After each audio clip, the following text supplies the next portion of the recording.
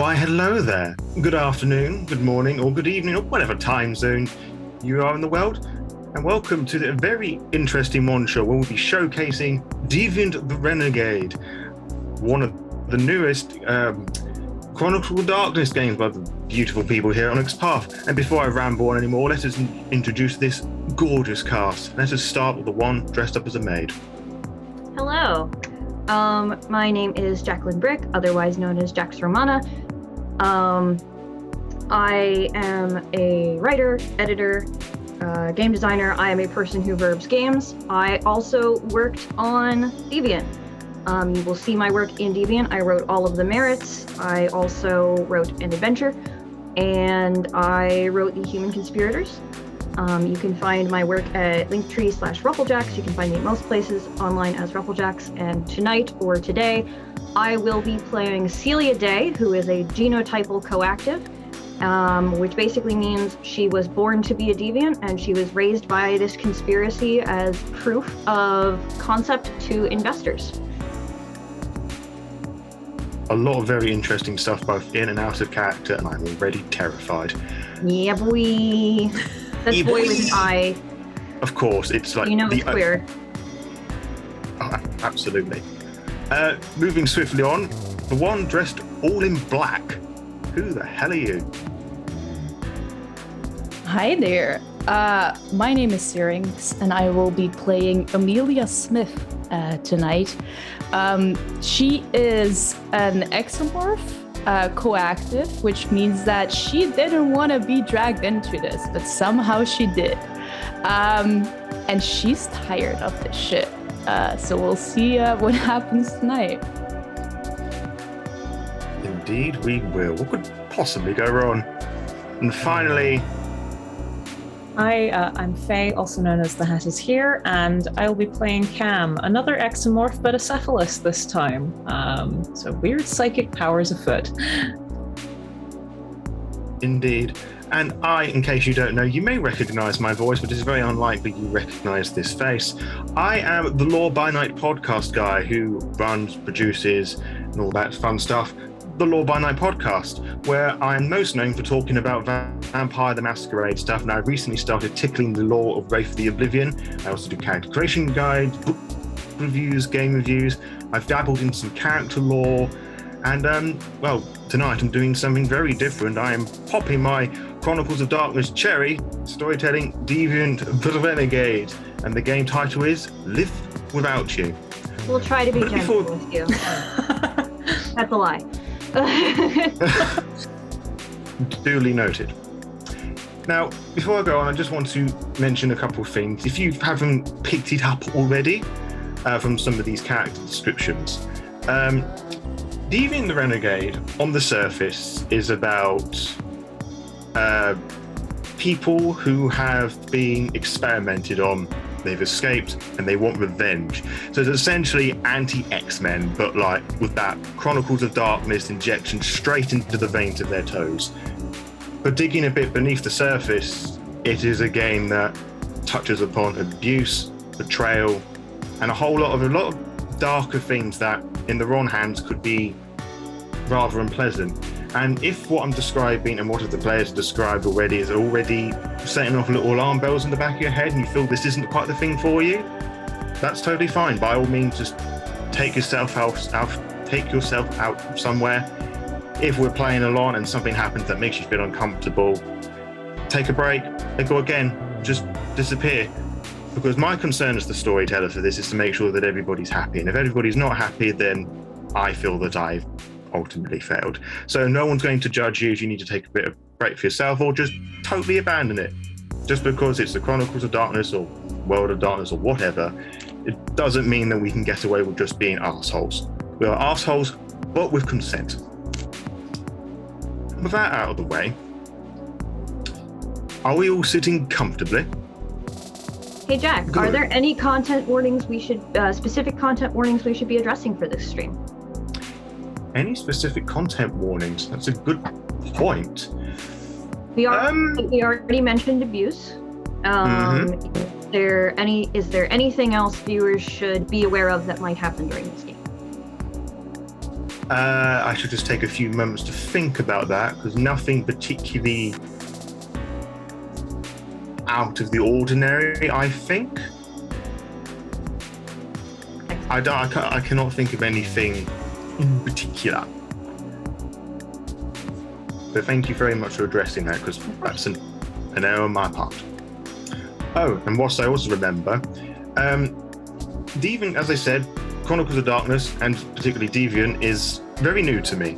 I haven't done this before, and a lot of the players, as we've discussed privately in our initial Discord server, the character creation process and the understanding of the powers and mechanics has been somewhat of a struggle. So if we decide to go a bit loosey-goosey with some of the rules, rule lawyers, I'm really sorry. Yes. I do actually have, and I will link it at the end of the stream, I wrote a guide to building your Deviant's variants and scars that is currently up for free on my Patreon. So if we want to link that at the end of the stream, so people who might have sort of like the jargon brain that I have and get lost in the jargon, if you need a little help figuring out what variation and scar and magnitude mean, I'd be happy to link that. You absolute legend. So humble too. Now, if there's nothing else, if nobody wants to add, then let us begin. And I'd like to begin tonight's story with a question, if you'd be all kind to indulge me in this notion. What do you think is the most powerful resource in the world? The realists amongst you would say it's oil. Others might say it's guns. Now, the cynical would say that money rules the world, and I think all of them very nearly have it. It's all just too easy of an answer, isn't it? The most powerful resource in the world is simultaneously both profound and simple. Trust. We put our faith in people all the time to do the right thing, to treat us with respect and kindness. When we are ill, we trust our doctors and family to look after us and be gentle with us when we're sad. Loved ones should show devotion and not cross any boundaries. Leaders are meant to rule fairly and care for all of its people. No, I have no idea what that feels like either. But you see, and more importantly, you feel my point. When trust is broken, it is nearly impossible to get back. If someone takes advantage of us, we fight back. Relationships, feelings towards any person or organization are fractured and changed forever. Our world is filled with many kind, wonderful people, but like a blanket of abyssal black, that is often engulfed by a tsunami of shady corporations and corrupt leaders interested in their own selfish gains. And those are just the ones that we know about. In this world, secretive, sinister groups exist that try and alter humanity. These conspiracies vary from global corporations in the back pockets of governments to large cults appeasing some alleged god or belief.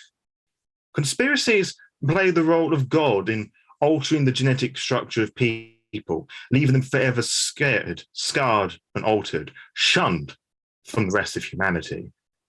Their looks and new talents set them aside from the rest of their ordinary kind, beings called deviants. Most were experimented upon by force, others willingly, and even less were born like this. Either way, they all have two things in common. One, they escaped their conspiracy, now renegade, and are now hunted by to get back at all costs. Two, their trust was taken advantage of, and they now pay the ultimate price. This tale focuses on three of those unfortunate souls, escapees from their progenitors, fueled by their hatred and rage for those who lied and changed them, whilst holding on to the small fragments of humanity for those they loved and cherished, be it people, places, or items. Those are the things our deviants trust the most. After all, how can you trust anyone after going through experiences like yours? Surely no one else can understand what you've gone through, right? Well, as it so happens, there are. You have all been surviving mostly on your own, receiving help from another deviant by the name of Xavier.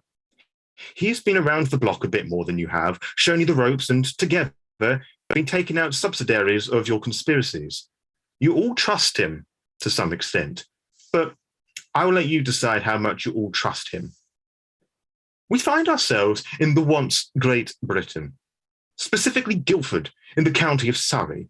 Guildford is often believed to be a city containing the large Guildford Cathedral that gloriously watches over its large population to boot. Guildford is actually a large modern town with a tall 11th century castle, 2 well-renowned universities, and many video game companies, including fan favorites, Hello Games, Ubisoft, Supermassive Games, and EA. Tonight, at 6 p.m., he has invited you all to meet together for the first time to take out a large hit. You've all been asked to meet underneath the bridge by the Electric Theatre, the community arts venue owned by one of these universities, the Academy of Contemporary Music, sometimes abbreviated to ACM, and next to a small building that acts as the student union for that same university. 2 paths lead to the main town centre, one through an underpass and one that is on the side of the River Wey. There was a cold nip in the air, as we were probably in the month of October. Now, who would be the first one to arrive?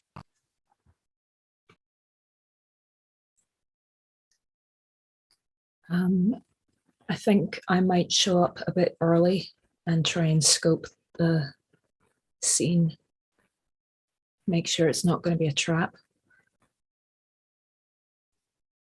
That sounds most wise. And to that end, we're going to start very early with our dice rolls. Could you give me, I guess, wits and investigation?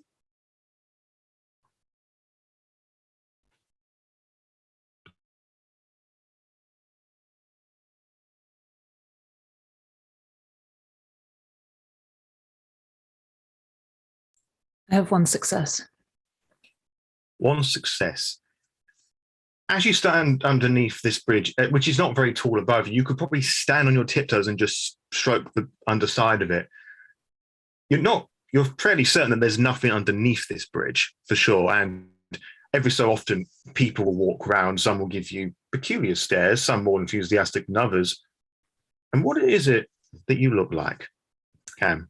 So Cam is kind of a short, scrawny-looking person in their late 20s, early 30s. They have shoulder-length black hair, which clearly used to be dyed green, but it's grown out and hasn't been maintained. They're wearing a hoodie, which is about 6 sizes too big for her. Basically clothes that she can hide in. To those with a keen eye, they might notice that they're missing a couple of fingernails and a couple of teeth when they kind of grit their teeth. And there's a lump sort of in the back of their hood where something occasionally shifts.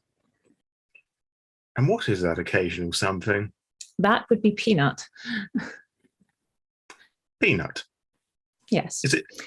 I'm assuming this isn't an actual peanut. No. To call Peanut a cat would perhaps be generous. Peanut could more accurately be described as multiple cats grafted together into a Frankenstein nightmare cat. Their face is this horrible mashup of a Maine Coon and a Sphinx cat. And those 2 breeds are not the same size, and that is about as horrific as it sounds like it should be. When they walk on all 4s, when they choose to be off of Cam's shoulders, they walk with a limp because some of their legs are slightly longer than others. And yeah, they tend to stay hidden in my hoodie so that no random people see them. And how well do you reckon that you're hiding Peanut at the moment? Reasonably. I have the hoodie pulled up over the top of my head. And if I tend to stay into sort of dark corners, not be too well lit, avoid cameras. Makes sense to me. You probably feel every so often that the cat/cats move about. It's not the most comfortable experience in the world, but I'm sure you're pretty getting used to it now. It's comforting to me. It lets me know I'm not alone. Indeed. Who would be the next to arrive, I wonder?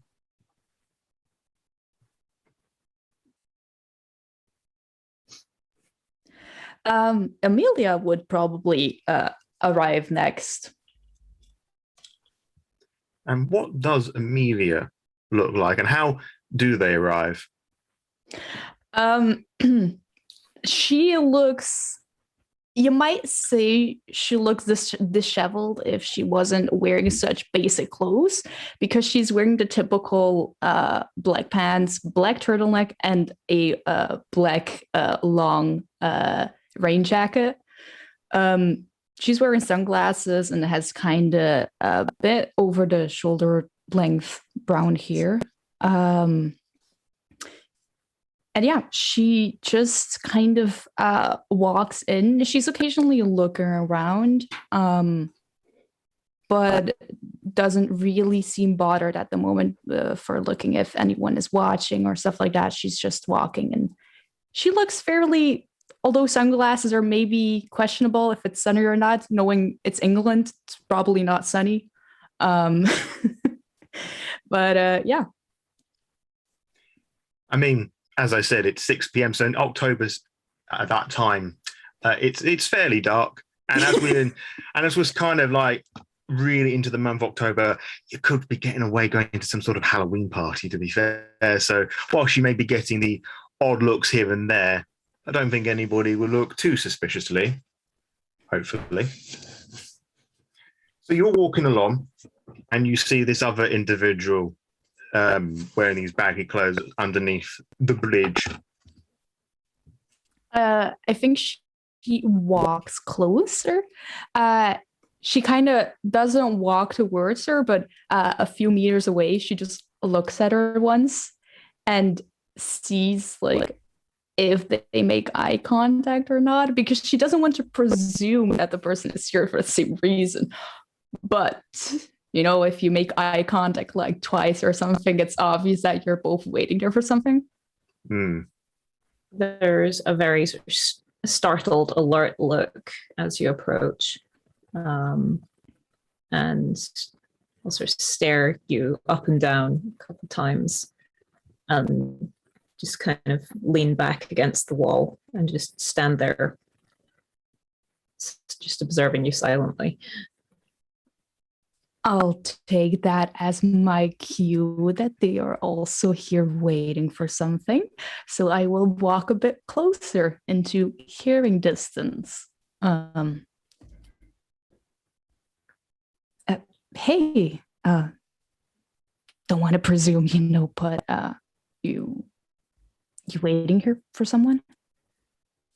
Yeah. You? Yeah. I'm also waiting here for someone. What's your name? It's Cam. Who are you? Well, it's nice to meet you, Cam. I'm Amelia. Good to meet you. Well, I say nice to meet you, but we both know it's not. Never mind. We both know. I think of that they do smile a bit, and there's this sort of glimpse of the couple missing teeth. Yeah, no, I get. I think at that moment she like takes off her sunglasses, and although it's pretty hidden by the hair, you can see that in a few places in like the face and in the neck, and like maybe where the hand could be exposed, you can see that there's this weird texture underneath her flesh, almost as if it's like black underneath and kind of spreading along veins. It kind of looks like when you were a kid and you took one of the ink pens and you pushed it into your flesh and it kind of spread around a bit because it wasn't supposed to be there. Yes, I did that, Jack. Thank you. It kind of looks like that.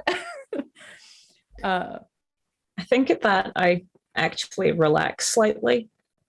Now that I see that they're definitely like me. Maybe not like me, but If go ahead. I was gonna say, you think we are supposed to be waiting here for more people? I don't really know how many are supposed to show up. It's hard to say. Willing to give it another 5 minutes. If no one else shows, then. That, I think, would be a dramatically appropriate moment for this final individual to arrive. And what does Celia look like? Celia is quite short, about 5 foot even, perhaps a little shorter. Looks unnervingly like a porcelain doll with pointed ears. She looks sort of built from the ground up to be the perfect non-threatening entity. All of her clothes are very soft materials, like chiffon and cotton poplin and lace.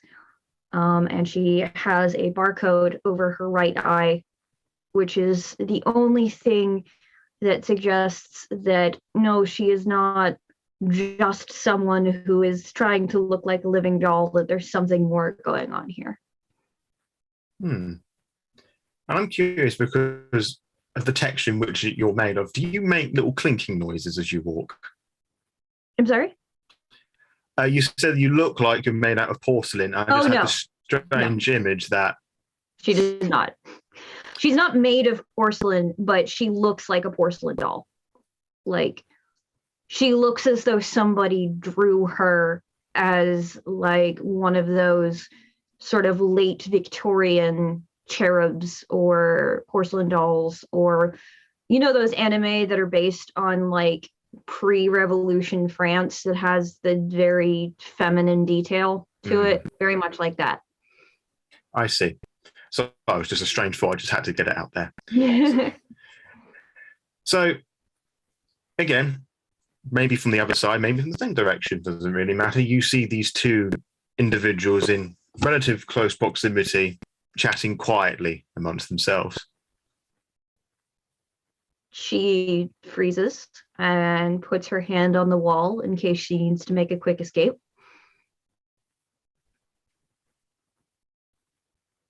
Watching them. I think Amelia will notice and kind of turn around. And she won't yell or anything at her. She'll just like do the little inclination of the head, as in like,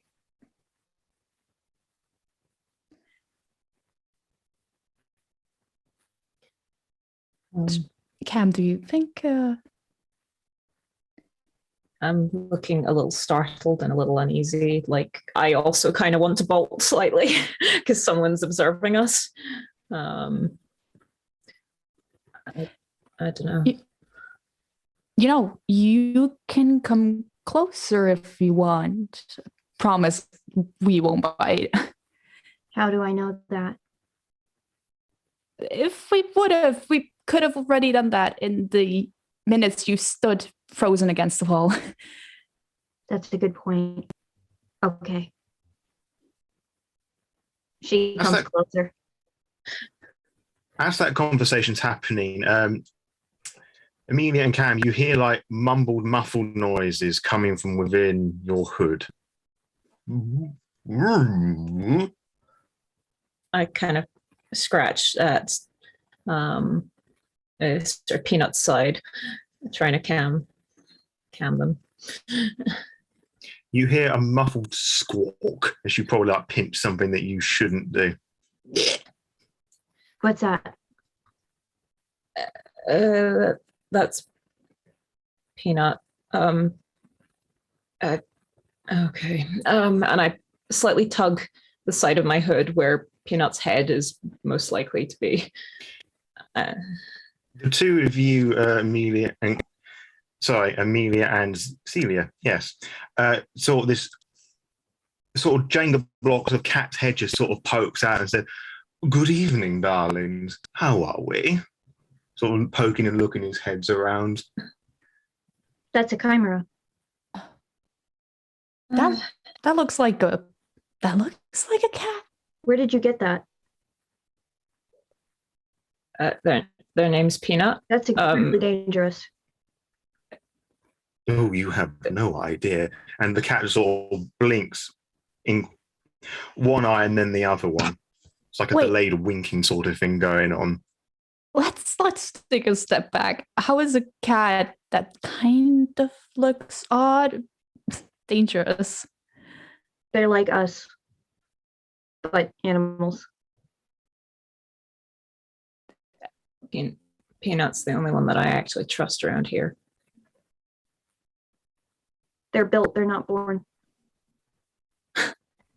I mean, to be fair, you say like us, but I wouldn't put us in one category unless I'm wrong with that. I mean, Peanut sort of chuckles a little bit. Cat, agree. Now that's funny. And he sort of slivers his head back in the hood. I slightly, like, not quite roll my eyes, but just kind of like, yeah. And look even more uncomfortable. Same place I was made. Hey, can you maybe lay off with the questions? I think you're making Cam here a bit uncomfortable with them. They're just a cat. They're in your head. It's no biggie. I don't see why you're making the fuss about it. Why aren't you? Again, if it would have done anything or been dangerous, it could have already, I don't know, torn me to shreds in the moment I stood here talking with Cam. So, yes, it could have. And it could do that in 5 minutes. It's an animal. Sure, and probably you could as well, and probably Cam could as well. You don't need to be afraid of every single thing immediately. To that end, could everybody roll for me wits and investigation? Oh boy. And suddenly, what? I will be using the Onyx Path dice roller, which you can download for free. Hashtag not sponsored. We are actually sponsored, even though we're on the Onyx Path channel right now. Just a question, what dice do we need to roll? D10? D10s, yes. Yeah. As with all Chronicles of Darkness and 8, 9s, and 10s are successes. Yes. I have 1 success. Mm-hmm. It was wits plus what? I'm sorry. Investigation. Got it. Cool. 2 successes. One moment, please. No worries. I need another die. Please give me another die. There we go. 1 success. 1 success. Well, you all notice that something is attempting to climb up. So there's the path that you're on, and there's the wall. The bridge is above you, and there's a railing that on the other side is the river. Now, once all this conversation is going on, whoever it was that got 2 successes is the first one to notice that there's actually somebody that's climbing over the railing. And it's only when that person gets onto the other side that you notice, holy shit, somebody's climbing up the river.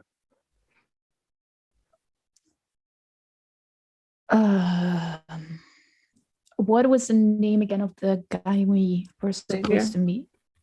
Xavier. Xavier, all right.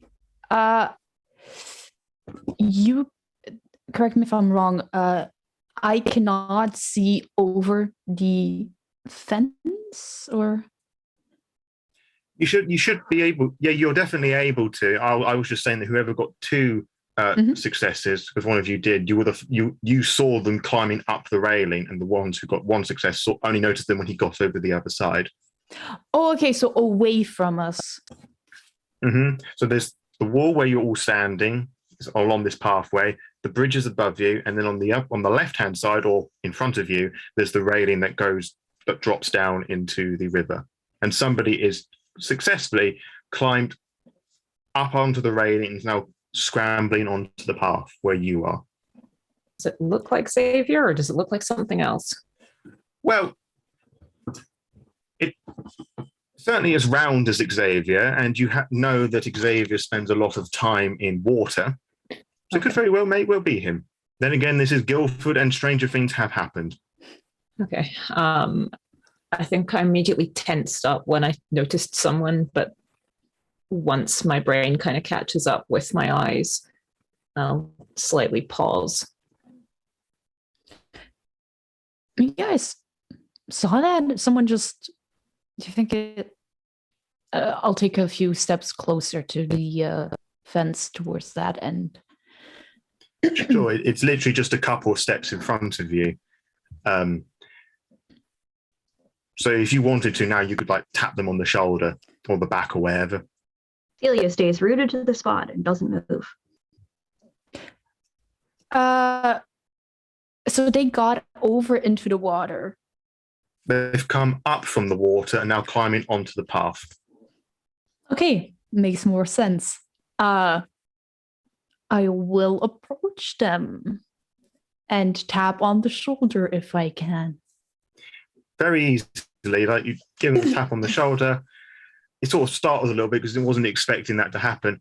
He turns round and you recognize that this is Xavier. Small, fat, warty, with little dimples coming all there around their bold, squidgy face. He sees you, he smiles, little tight smile. Ah, hello there, Miss Amelia. It's a pleasure to see. And then he turns around and sees the other two. Ah, hello. And he sort of gives a little wave. I hope I haven't been keeping you waiting too long. Nah. I mean, you haven't. Marvelous. And he sort of begins to wring out the sleeves of his very baggy hoodie, and just like this dirty water is just splooshing and splashing all over the path. Again, more people walking past and they're just giving weird looks, but there doesn't seem to be bothered by it too much. Again, stranger things have happened in Guildford. I think Amelia kind of moves to decide where she can block him the best. She's wearing a trench coat after all, so she kind of like shuffles over and just stands there, let him do his thing. And if people look, she just like looks back at them. He's sort of laughing, just very merrily, just trying his best to dry himself, and he just eventually just gives up and he pats you on the back. Anyway, good evening. Good evening. I hope you didn't have too many troubles finding Guildford. No. As easy as finding any other place in England without a map or Google Maps. Just stumble until you find it. And what about you, Miss Celia? He sort of puts up a thumb, an energetic thumbs up, shaking a little bit. Fine. Fantastic. So, come. I have news to share with you. Come. He's sort of waving his hands to you all to come over, forming like a little circle. I'll come over. She comes over. Right. We all know why we're here.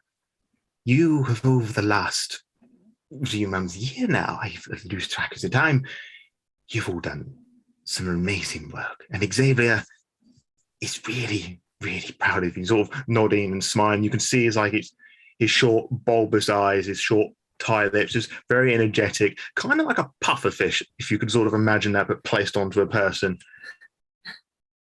You have all done very well, but tonight is the night that the three of you shall prove yourselves. Do you think you're ready for it?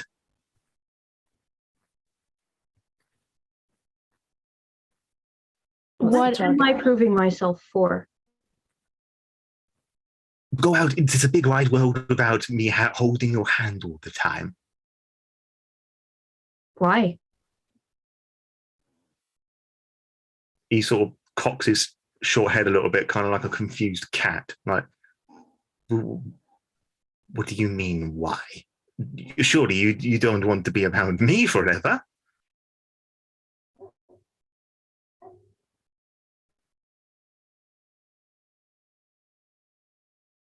How about the other two?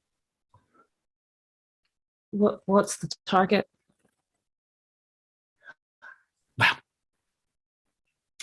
It has been brought to my attention through certain sources, and he taps his short, stubby nose, that some people have gone missing.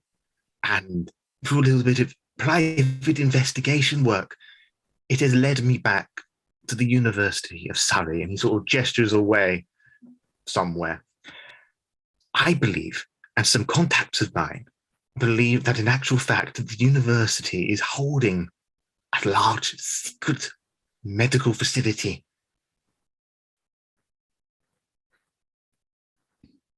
Right. Yeah, that makes sense.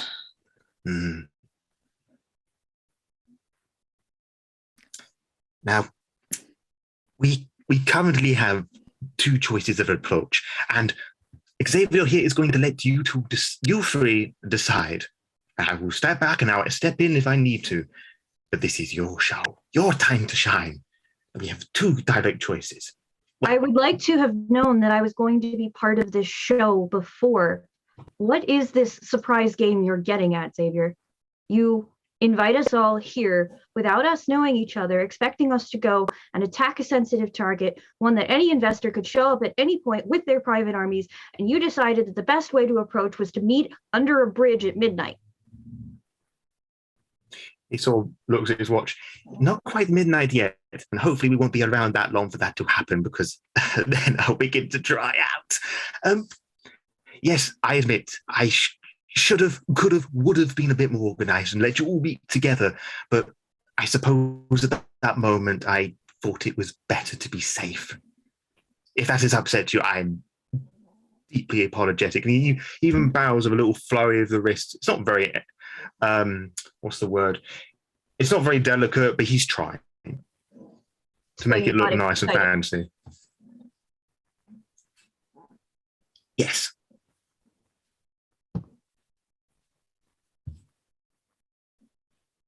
What are the two avenues of approach?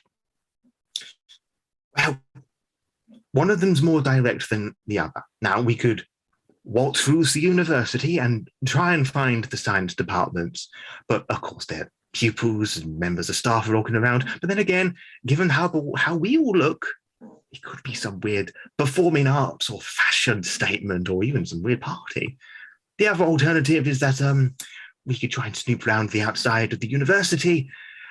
And now obviously there may well be some security to deal with, or more so. But I'll let you lot decide. I mean, I generally prefer an indirect approach if possible, but that's just me. Allow me to interrupt for a minute. What do we get out of this, Xavier? I mean, it's another job for you and helping to solve these problems, but you know that's I mean, I can't talk for the other two here that I just met, but that's not my goal in the end. What is this? We are free after this. Well, that is one. Yes, you can obviously run away and do whatever it is you please and don't get yourselves killed, but this medical facility, lab, whatever it is, may be well connected to the rest of your conspiracies, providing medical care and attention to those lot. So if we take them out, it'll weaken the others.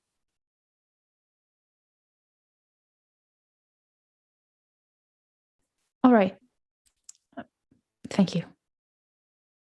He sort of bows a little bit. I mean, I'm not one really good at stealthing around. I usually just talk my way out of things, but willing to negotiate on any entry point. What about you? And I never asked your name, and I point to, well, Celia. Celia. Amelia, nice to meet you. Cam. What about you?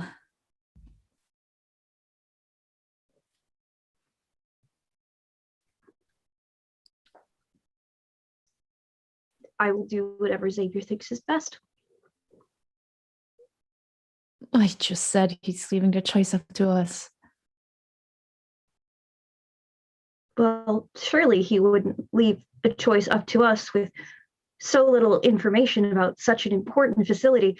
After all, he doesn't even know where the science department is at the university. He just said we have to find it. So surely we have to ask him more where the science department is so that he can tell us, so that we can then formulate an avenue of approach. And we won't just be left twisting in the wind by somebody who has called himself our protector for more than a year. Xavier has a rough idea where the science department is, and you can pay close attention. You can probably see there might be, is it water or sweat that's running down his forehead? I have a rough idea where it is. As I said, that we could either go straight through the campus to the other end where the science departments are, or we could just take a long walk round. One is slightly shorter than the other. It's a big open place. There aren't any gates to climb through per se. I have never been at a university, so I don't know what looks normal. I mean, anything generally goes, to be honest. Although I will say most folks don't tend to show up in full maid's costume, but you know. Hey, it's close to Halloween. Yeah, I guess. Honestly. Stranger things have happened.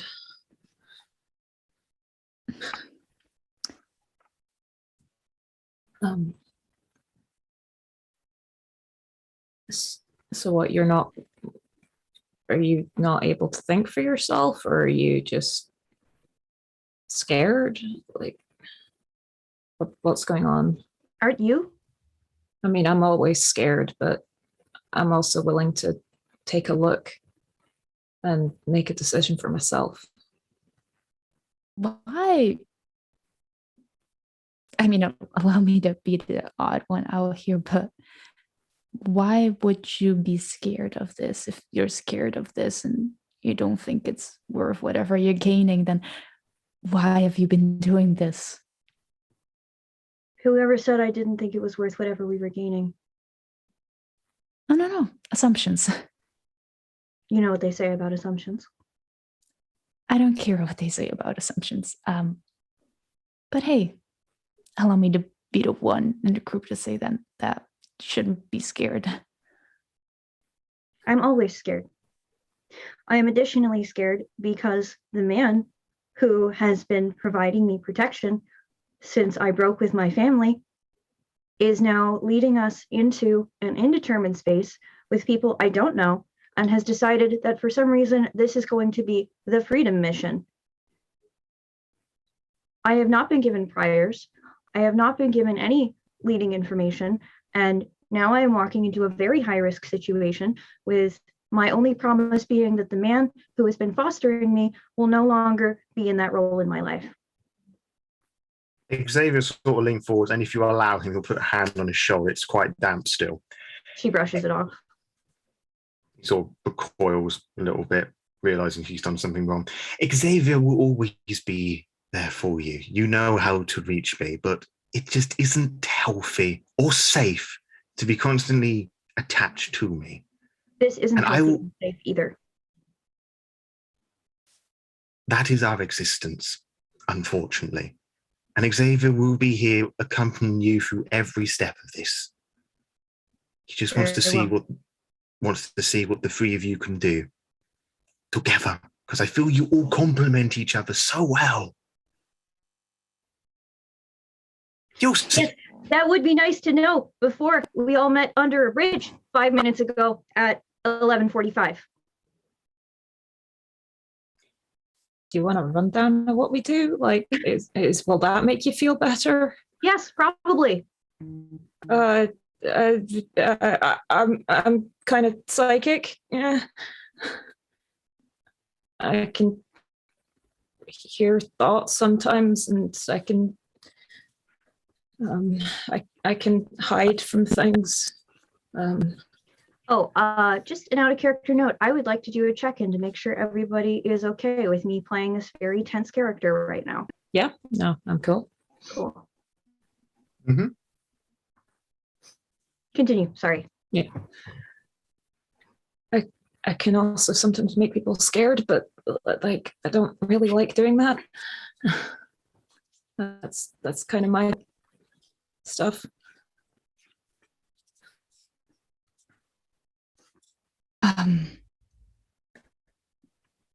God, how to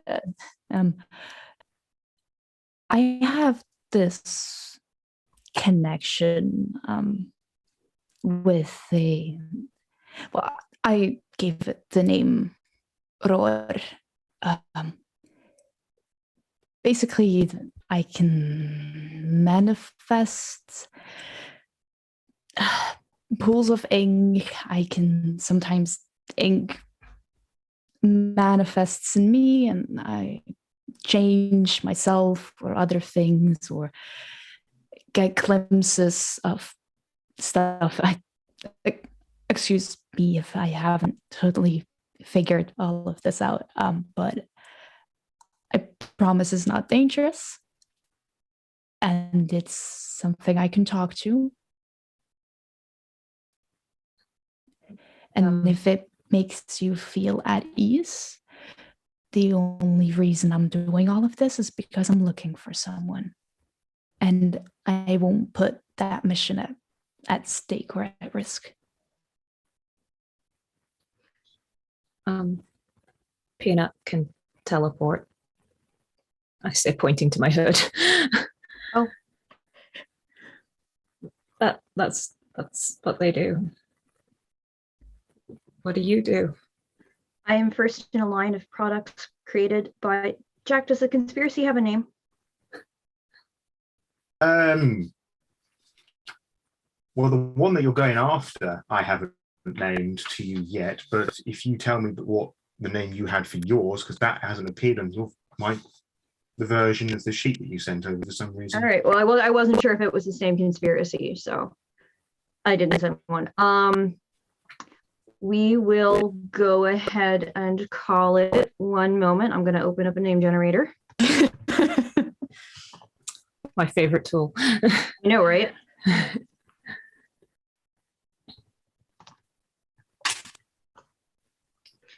Good old classic of insert core. Someone vamp for time, quick. Whilst Celia sort of brain farts for a moment, Xavier will sort of just step forward, just to cover all bases. You know me, I can't survive under water very long, and I can do a little, the little spiky things and poison, and people don't like that very much. I am dreadfully so. Do you need back in the water? Do you need to go back in for a bit? Are you good? I'll be fine for the next hour. After that, then we can start getting a bit concerned. It sort of sighs a little bit, all deflated, puffer fish joke aside. I didn't want to draw more attention to ourselves. That's why I didn't tell you all very much the texting. I didn't want people, because people spy on those things. The less we knew, the better. I mean, if you let me know, I could have contacted people separately. It doesn't need tech to do that. But anyway. We are going to call it Vanguard Health. Okay. I am first in a line of products created by Vanguard Health after several generations of genetic manipulation, and I am a proof of concept for a line of perfect servitors. Right. Great. I can change the fortunes of anyone around me with a great deal of effort. I am also excellent at persuading people. And I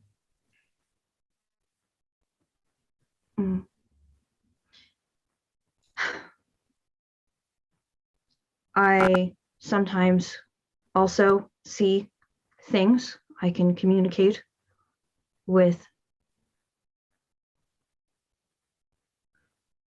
mechanical beings, not of this world. Oh, and also I can do this. And she puts both her hands on the wall and starts scrambling up the wall like a spider. Now, do you need to make any particular roll for doing that, or is that you can just go ahead and just... I can do it, but if somebody tries to break my concentration, I have to make a resolve roll. Mhm. Huh. Just to mechanics question, that ability, is it because your activation mode is persistent or? Oh no, my activation mode is controlled, rather. Oh, okay. So if it's controlled, you can do that. I think so. I believe that is the case. Let me go ahead and It's check. just because I don't know, and it would be nice to know. Yeah, no, I'm gonna check the concentration flaw because that will tell me what I need to do. Thank you for bringing that up. We are all learning together. Please. In the words of High School Musical, we're all in this together. That is correct. Yeah.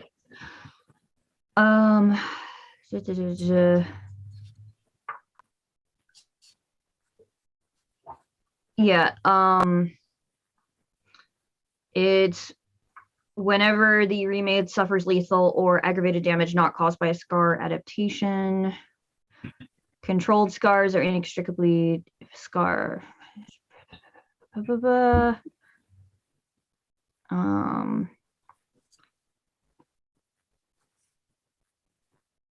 Yeah, I think basically it's a roll if I suffer lethal damage.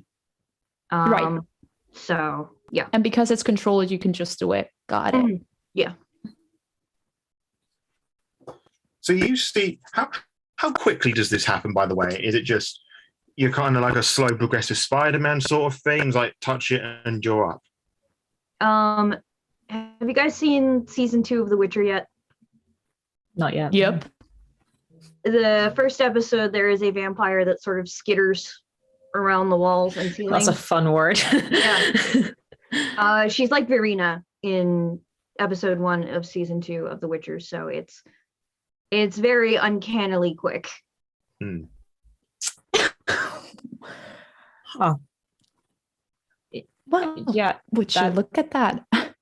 that's sure something. Comes back down. Sort of like straightens out her skirt a little bit. I imagine it'd be quite dainty, just sort of very delicate, very proper. Xavier will sort of step forward a little bit again and say, see, perfect, well-balanced trio for espionage. Sort of do like a little clap around, trying to make some joy out of this situation. Xavier, So, pardon? stop trying. He sort of smiles and nods. Very proud of you. Now, we really need to make a decision here. Now, someone said that we're going to go for discreet. Are we in agreement with this? I'm willing to try it.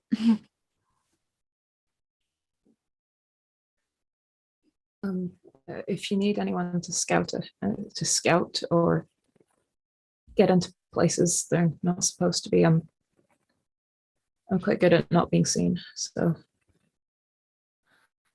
If it is close to Halloween and people are okay with wearing odd clothing or clothing that is out of the normal, perhaps we should take the shortest route and conserve our strength. okay. Yeah, willing to try it. Hey, if it doesn't work out for you, you can just stand behind us. Oh Thanks. no, I'll be up on the ceiling. Right. Cam, you can. Thanks. No worries. Yeah, then we'll just go find the apartment through the building. Great. Excellent. Now, if you just follow me, it's a short walk. I promise. And he looks mostly at you, Celia. I'll be right here with you. And he sort of turns and he begins to walk out into the open.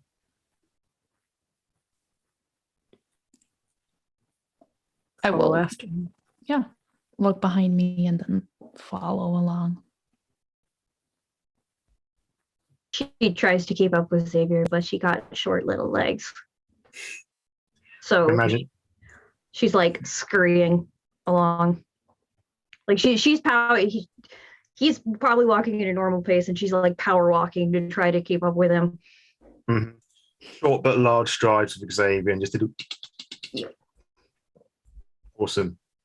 So Xavier leads you through away and out of the center of Guildford. You walk past this great big pub called the Rodborough Buildings, or Weatherspoons, or Spoons. Go past the various different clubs, the many people coming in and out. Again, people giving you varying different looks. Some of them more enthusiastic than others. It's round about the Halloween period. Like some people just sort of point and there's some laugh. Some are like, You walk past the great big glass building. It's all illuminated with a big round logo that says EA. You walk away past the cinema, past more buildings, past a music shop, past a law courtroom, and Celia walking and looks walking at the music shop. On the front of the music shop, there's just rows upon rows of various electric guitars, mostly electric guitars. On the left-hand side, on the inside, you see there's some acoustic guitars. Somewhere in the middle of the music shop, there's like a tiny black baby grand piano that it's on a little podium and it's sort of slowly spinning around. You see like a couple of people in sort of like grey office trousers and like bright blue shirts. On the top of the music shop on the outside is a great big sign that reads Andertons. How long do you stand there and stare at the music shop for? So she doesn't stand there, but as she walks past, she sort of like is focused on the music shop for the duration that they're walking past. Fair enough. And just so I don't leave anybody out, is anybody else going to look at the music shop as they walk past? Not planning to. I'm mostly tugging my hood like further over my head, just trying to keep my head down and not spotted by cameras or anything. It'd also be pretty unfortunate if the cat fell out. You just feel this amalgamation of cats just sort of like toss and roll about. Yeah. I'm occasionally sort of putting my hands sort of under him to sort of re-situate him. And every so often you hear like muffled like sorry. You continue to walk outside of the main centre of Guildford, and the further you walk out of the city, it becomes greener. The green hills and some bridges, and you've been walking for about 10 minutes, and at some point you see upon this sort of like curved greeny hill, you see a great big metallic stag. At the base of this stag, it says the University of Surrey. Xavier sort of like gestures to you like just to keep on following him. He's sort of smiling enthusiastically, and he stops at one point and he points to a great big tall building that's just covered in glass paintings on one side and sort of like a metal grill on the top right hand side. He turned and said, "That is where we are going." Somewhere on one of those top floors, he points, and through the illuminated lights, you can see like these hideous fluorescent greeny yellow, like safety jacket colors sort of things, pillars that are holding this room up. Somewhere up there, I'm pretty certain that's where we need to be going. Now, remind me again, are we going to go straight through the building, or are we going to try and find a secret way inside? I think the agreement was that we were going to go through the building. Right. Then we're going to do that. Okay. And Xavier, who's had his hood down the whole time, just this big, fat, dirty, browny yellow hood, he sort of flicks it up. He steps back a little bit. Go on. Go right in. I'll be right behind you. Again, looking at you, Celia. Celia looks at the stag, looks past him. That's gauche.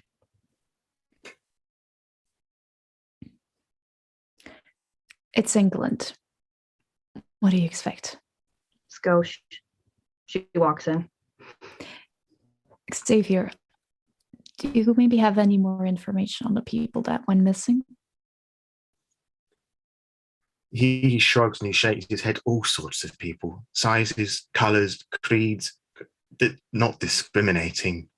They all do seem to be about the same age group, like late teens, early 20s. There's some anomalies, as in like 30s, but they're all that sort of age bracket, sort of a get them while they're young sort of mentality. And he sort of spits at the ground.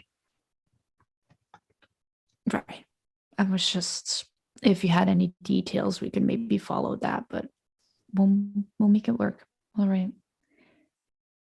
And I'll walk in a bit after Celia, who already left.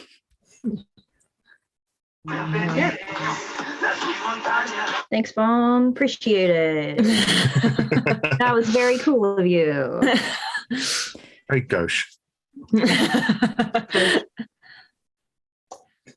Presuming Cam follows? Yeah, I think I started following after Celia and then kind of heard the conversation and stopped and listened. And then once seeing that we're moving forward, carry on forward. If you both don't mind, could I do something quickly just in case we get separated? Go ahead. Okay, and I'll look first at Celia and try and make a connection mentally with her and just kind of project a thought into her head and just go, okay, that's done now, sort of in your head, and then turn and look and do the same. Okay, that's done now into your head. And I think Xavier's I've already connected with him before, so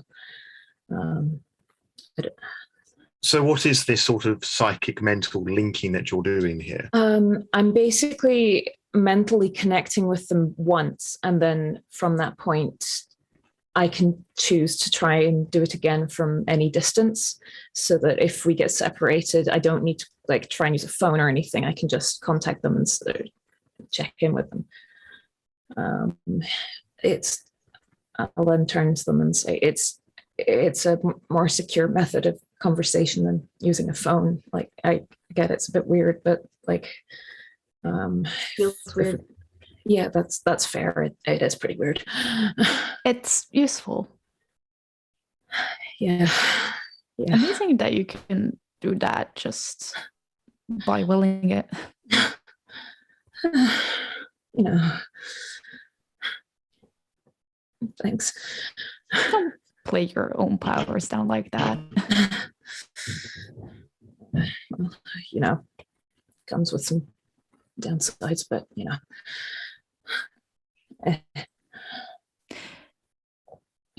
Right. Shall we go? Yeah.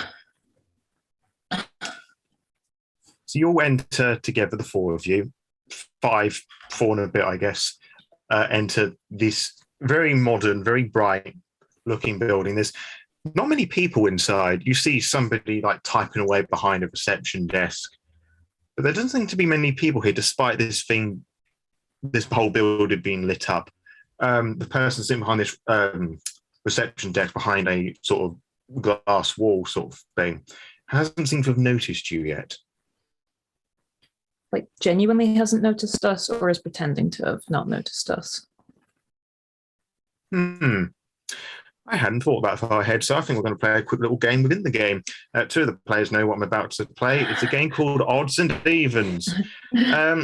So I'm going to ask you for odds or evens, and if the number that on my black D20 matches your response, then fate will be in your favour. If not, well, fun things might happen. Oh boy, odds. Odds. We're an odd group. I'm going to say odds. That is some fine logic. It generally does seem that this woman has not noticed you, that she's just very much engrossed with her furious typing behind her in front of this computer screen. I do a quick motion, like low against my leg, to motion that we should just move forward and not talk to her. So do like the little fingers pointing. Hey, Celia knows what that means, and she's gonna just walk on by. That sounds like a good idea. Walk don't mind with me, whilst- purpose. Now, are you trying all to make this seem relatively normal, or are you just going to try and be sneaky? No, normal. No, totally walk normal. like you're meant to be there. Mhm. It works for people most of the times. I think Sometimes. out of sheer nervousness as I see this sort of vaguely empty room, I think I, not quite unintentionally, but just kind of almost reflexively activate camouflage and just kind of blend. Because I'm not good at pretending that I'm meant to be doing things. So I am very good at pretending I am meant to do things. So I'm going to do that. So when you can activate camouflage, what would that appear to everybody else? Do you just sort of disappear, or you're kind of like blurring into the environment so there's the haze there if people were noticing?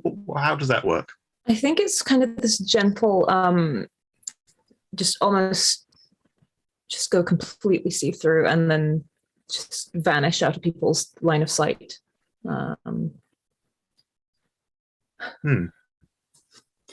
So 4 becomes 3.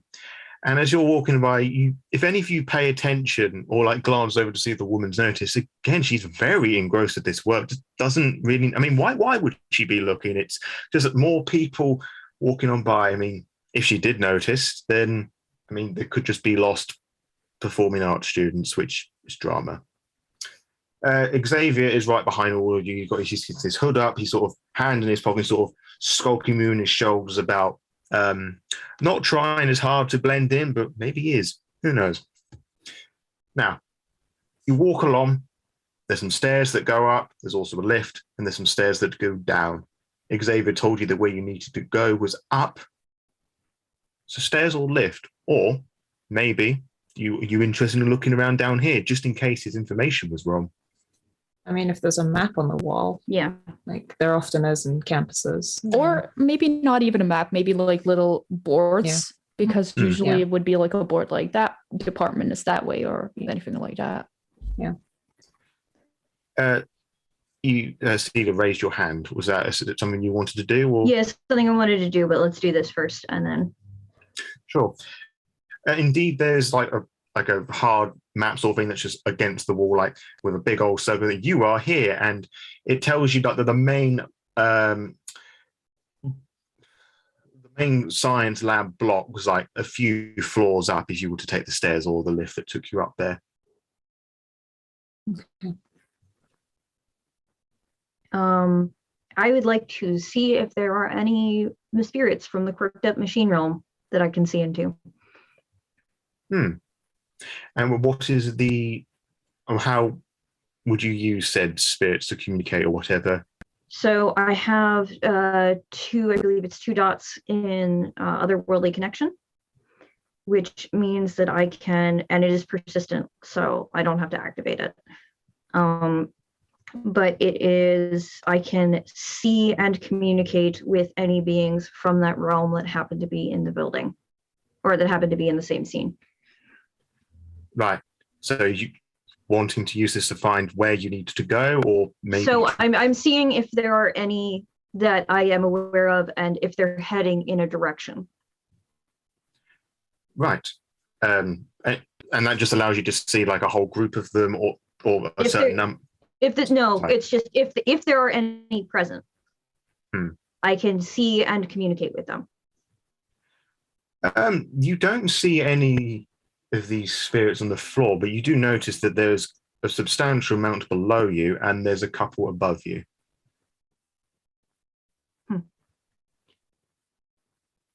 There is a heavy presence of machine beings downstairs, and there are some upstairs. What does that mean? Well, that means that something's going on in the basement, but I'm not sure it's the same thing we're doing. Great. That's disconcerting. Yes. You hear a muffled almost as in agreement. Thank you, terrifying amalgamation.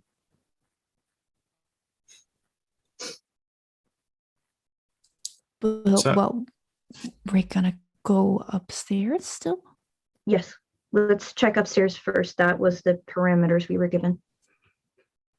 Yeah. I think we should take the stairs. So, We cannot be held in a small box if we take the stairs. no.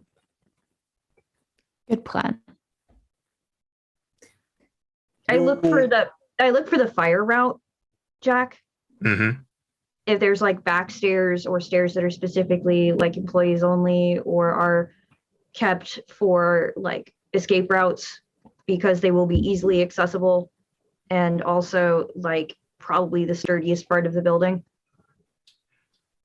You do see there are signs above you, the rectangular green emergency exit, but a lot of them are pointing towards the doors that you've just came through, but some of them are pointing at the other end of the building as well. That way.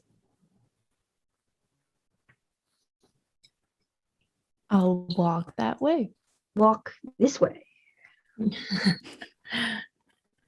So I'm assuming that you're staying on the floor, but you're walking towards where the other escape routes would be found. Mm-hmm. Walking towards the fire stairs. You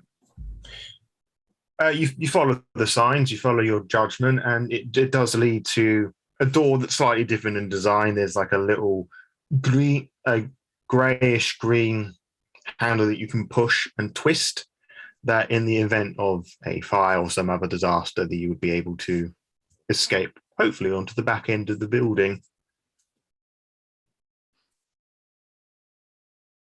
I look for the stairs. I'm assuming they're all going to go through this door that you open. Cool. Is that likely to be alarmed? Yeah. Is there an alarm on the bar? There's like a little glass thing adjacent to it that you could smash and it will cause an alarm to go off. Okay, that's fine. Okay. Not that. Not right now. No. That would certainly be one way to clear the building. No emergency yet.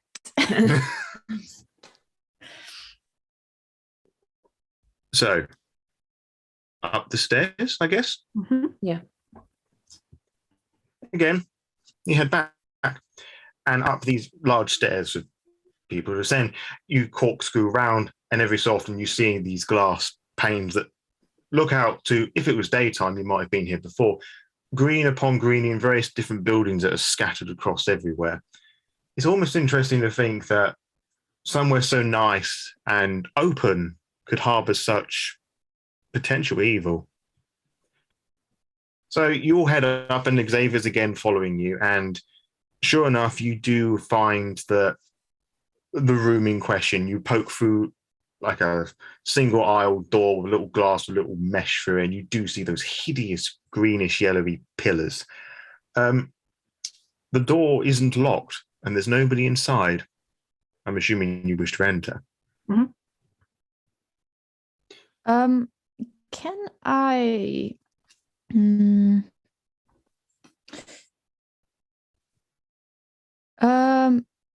Well, I guess that wouldn't work. I would say that one of my abilities that is persistent would be face feed. I was thinking of maybe changing into the women at the desk in front. But I do believe that, and maybe this is best pointed at Jax, because I haven't heard her voice, for example, I couldn't mimic her voice. Checking. You said it was Space Thief? Yeah, I'm also checking. It's 2 dots. So, for example, it says you can imitate the target's voice too,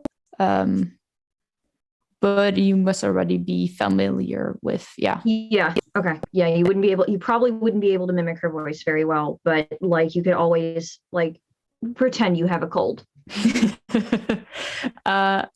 I won't do that yet, but I will keep it in mind for later.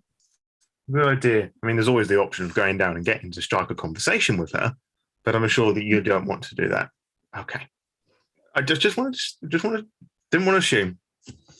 So you go in, and it's kind of deceptive through the little hole that you were just peeking through how big this laboratory is. This for the students. There's monitors on the wall, like desks, like there's gas taps and things just everywhere. You reckon that if this main lab could hold well over 100 people, maybe even 200, if you really were to pack the bodies together. And yes, there are these disgustingish green pillars just sort of standing about. Xavier's sort of like looking around, looking at all. He's sort of fiddling with things. He's not pushing any buttons. He's just like touching things and looking out the windows. So, what is the next course of action? I'm gonna see what are there machine beings in here? You see one sort of moping about at a back door at the far left-hand side of the main building. So, is in the lab or? In the lab. One moment. Go over and I tap it on what passes for a shoulder. They sort of turn their head very, very slowly and look very sad. Excuse me. Hmm. What's happening here? He sort of looks at his wrist, looks at the door. How long do you have, miss? How long do I have for what? A lot of bad things are happening here. Mhm. Through there. He sort of slowly nods towards the door. So much bad things. I motioned for the others to come closer. I'm presuming we cannot see this You cannot. figure. You cannot see or hear them. I'm making eye contact with my fellow exomorph and looking a little disconcerted. Amelia will give a kind of warm smile back and give a little hand motion that says like, I'll lean and over. no, it's not meant like that. Right. But it's meant like, come, let's take a step closer. Sorry. Xavier walks past you two, and you can sort of see this confused like stares happening. And Xavier just sort of pulls a face like he doesn't do the hand gesture, but the face matches with the gesture that he would. There's What? There's a friend of mine here. He says many bad things are happening. He asked how much time I have to listen. I want him. Ask him to summarize. Can you give me a summary? Yeah, they're taking the sporty ones, and they're taking them down to make them even better. So it's not up here. Yes and no. What's happening up here? They take them through here, and he gestures to the door, and they go down there. And you look through the door, and it's a tiny storage cupboard.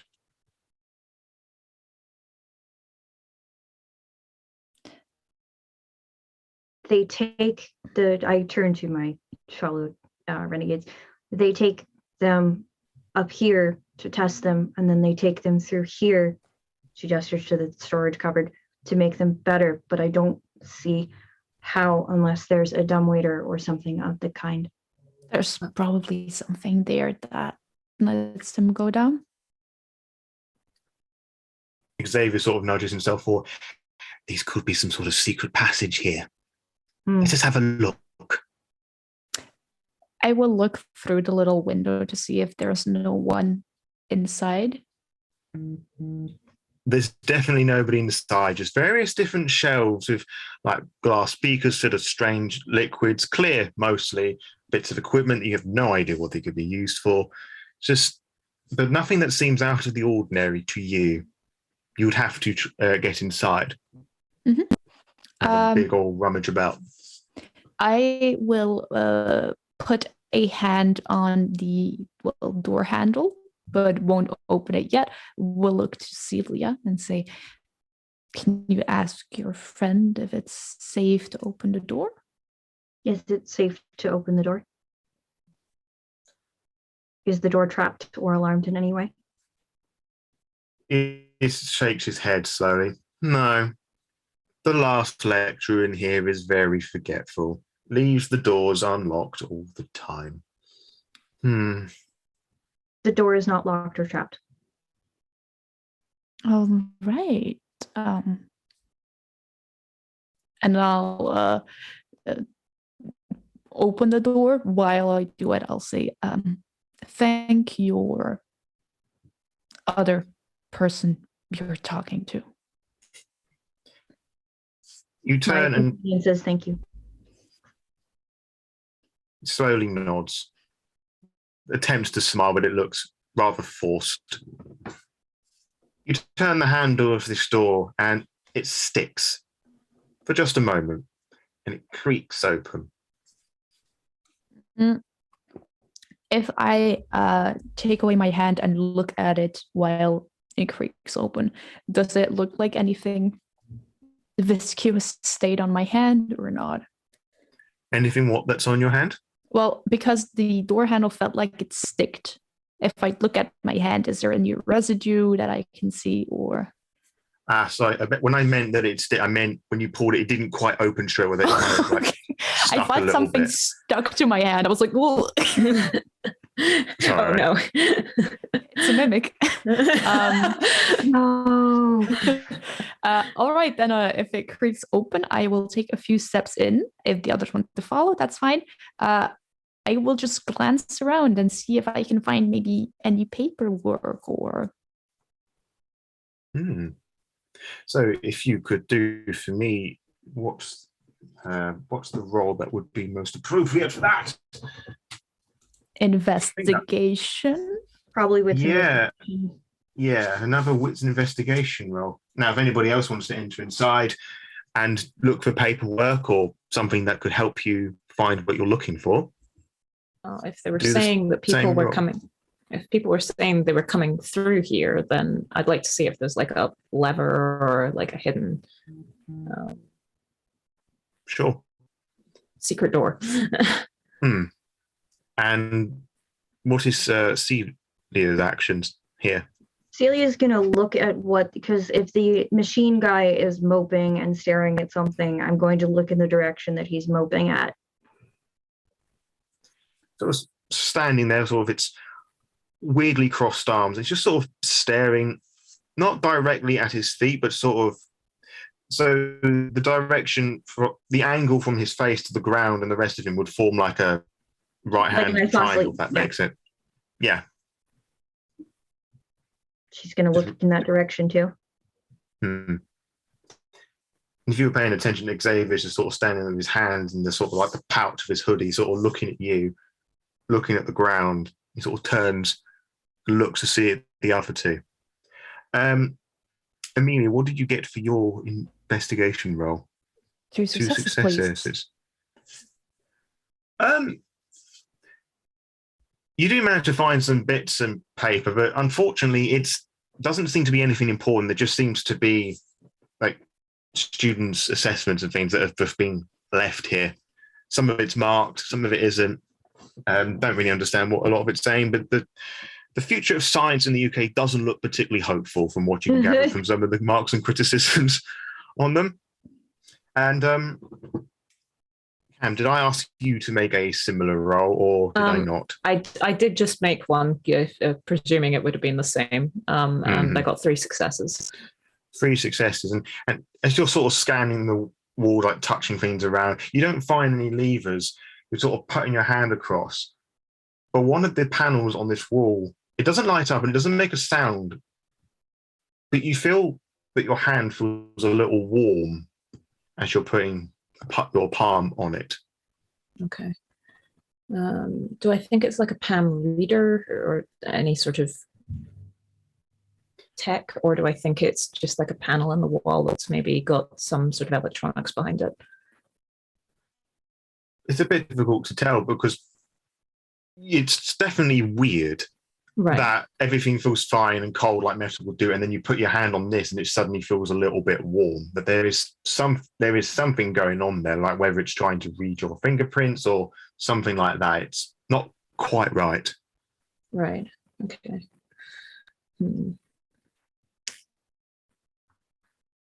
Is there a computer or anything nearby? You can see that there's like a big old fat safe with a little control panel thing on it. That's like the closest thing that you can find here. Okay. But a safe being inside a storage cabinet in a science lab seems a bit out of place. Okay. Do any of the numbers on the safe look particularly worn? As a matter of fact, they do. The numbers 8, 5, 3, and 2 seem to be a bit out there, worn. Okay. I'm going to try a couple of combinations of those numbers. Sure. How many attempts are you going to give at this? I'm going to say 2 strikes. Could you then make for me, just because I like the element of danger behind it, what would that be, I wonder? Could you just roll for me? Is there not a text thing here? I've got there's computer a computer. skills. Intelligence and computers there, just to see if you're able to work out. See, I'm presuming that you're still just staring at the ground. Mm-hmm.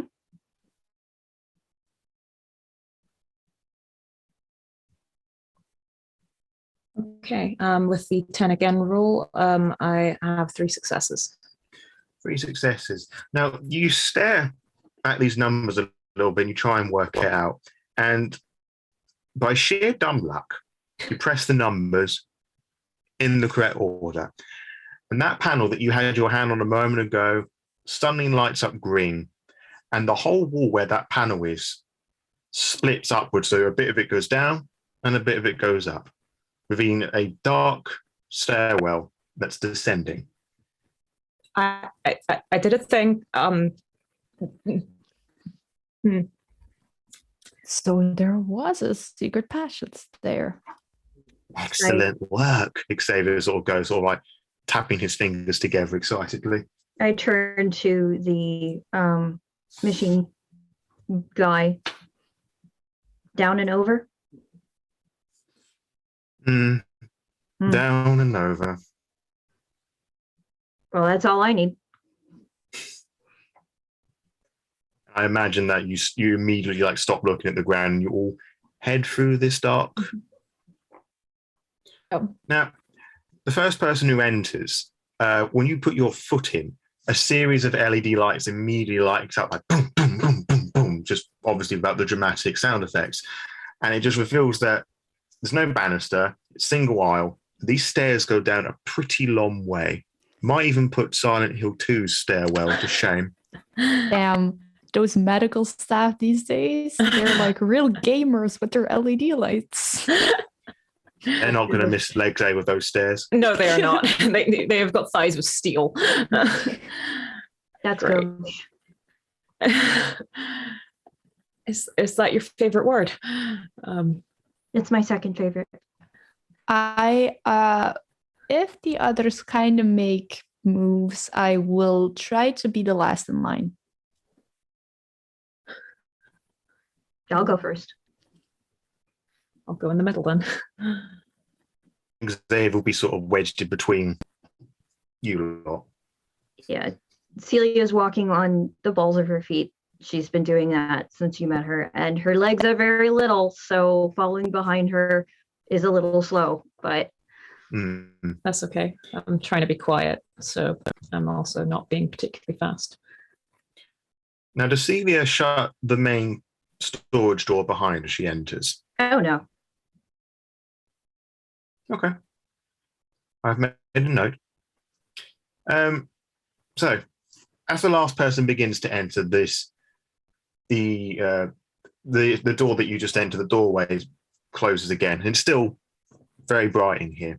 And you're walking down these stairs for a I don't know, almost a minute. It's going down quite a way. And the LED lights begin to shift from the nice, bright, natural stuff to when you enter this larger room. It's filled with these green containers, some sort of jelly-like fluid, and things just bobbing along, all chewed up. The little whirs and little buzzes and all sorts of machinery things going on. It's really bizarre. Xavier sort of looking at all, just looking up and down. He's just shaking his head or mumbling things under his breath. You hear a sort of like the mumble hissing of the cat underneath the hood, which is a weird sentence. I mentally connect to Peanut and go, "You okay?" It smells so nasty here. I don't like this at all. And then you hear like a loud but muffled. Sorry. Do you want to come out the hood? Or are you happy up there? I could stretch my legs, and as he's thinking this, you can feel him force himself through, not giving you much time to do anything about it. Sort of very awkwardly claws and walks a bit down your chest and sort of springs himself off. Okay. He sort of shakes himself a little bit like a dog almost, but various cat parts. Yeah. Sort of looks up. Good heavens, this is nasty. And he says that with his mouth rather than his head. It's pretty rough. Pretty rough indeed. Xavier says through hissed teeth. You would think that if they were to lead people down here, they wouldn't make it as obvious that they're doing whatever. It's a Hiding. drama. I like to make it look good for the investors. Yes, I'm sure they do. Hiding in plain sight. That's something. Well, it's hiding in plain sight after hiding behind the wall of a storage cabinet that's activated by a safe, so. What do you think, presuming like the tubes, like maybe one of them, you can touch them and kind of like tap the glass? What do you think this is? It's definitely glass when you tap it. It's like tink tink.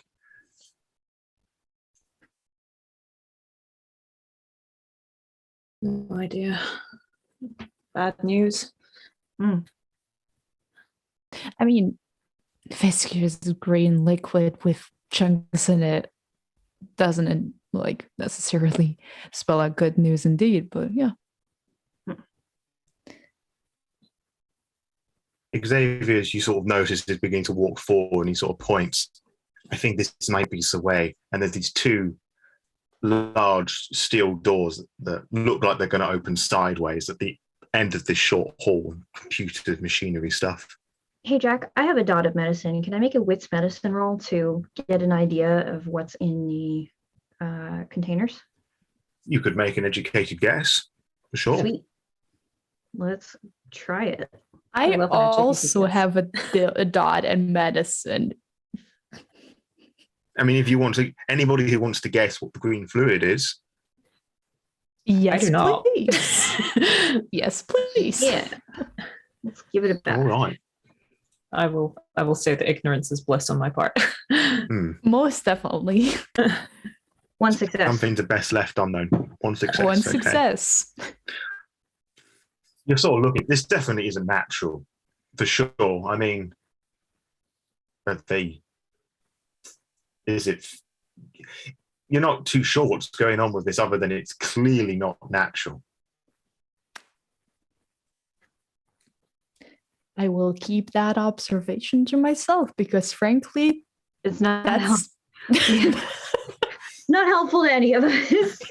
No. Yeah, I think neither of us share that observation. nope. So I'm assuming now the rest of you are going to follow Xavier to these big old steel doors. You all follow Xavier, and Xavier's a bit ahead of you. and he's sort of walking between them. There's obviously some sort of like, you see this sort of bar beneath, he sort of puts his foot on it and these doors sort of open. It leads to another much larger lift, which is strange because it's kind of the size that you would expect like vehicles to come through, but there's no way you could get any vehicles here. Xavier sort of pokes his head through a little bit. He sort of shrugs and nods towards it. Hey, Jack, Celia has been tense all night and is starting to get a little suspicious of Xavier because he's been telling us, oh, I'm not sure where this is. I'm not sure but seems to know what's going on. I'd like to make a wits empathy roll, please, to see if I can pick up anything weird. I was gonna say the exact same thing. I was gonna talk to Xavier because sure. I'm sure that's probably going to be some sort of contest going on here. Sure, make that roll, please, and I shall collect some dice of my own. I was going to do the same thing, but actually ask him. I was going to mentally connect to him, if it's all possible. Trust is beginning to falter. How many did you say? Two successes.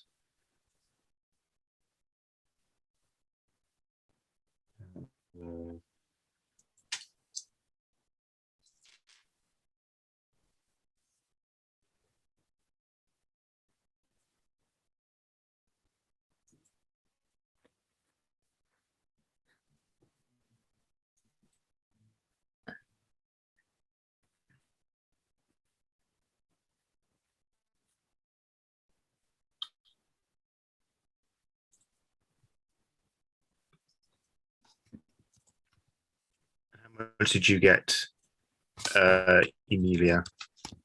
I wasn't gonna roll.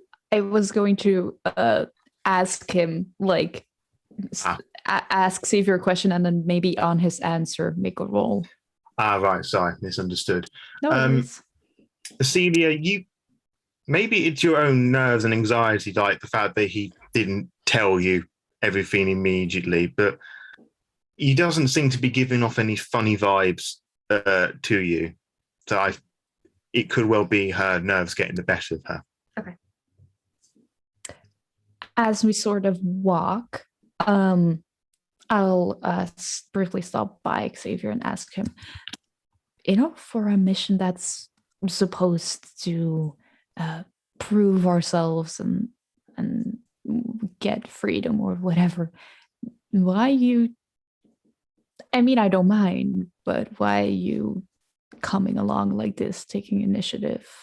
Again, your help is mostly welcome, but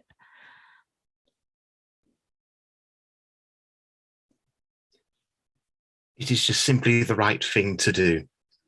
I could have just left you, and I would have not slept well at night if you haven't just left you to work this out for yourself. And he takes a step forward into this big old caged lift. Agreed. And I also take a step forward. I am assuming you all went to the lift? Even though I hate this. Imagine everybody's beginning to feel a little tense by all of this. What seems like a safe place for students, no less, is now hiding something much dark and sinister. And the lift itself, unlike the rest of this adventure so far, it's all been this is a very loud, noisy lift. As it descends slowly, you can see parts of the building as you're sort of making descent. Xavier has his hands in his pockets. The cat is nervously pacing around your feet, Cam, and it descends for a couple of minutes. And it begins to slow down and it begins to be less noisy.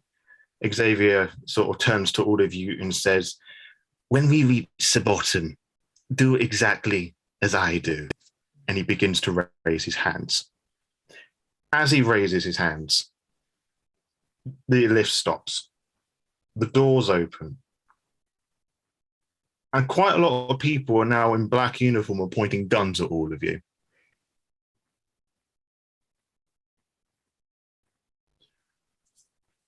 stepping forward, a very well formally dressed woman with a tight blonde, short ponytail, short rectangular thin glasses, holding like a clipboard in her hand.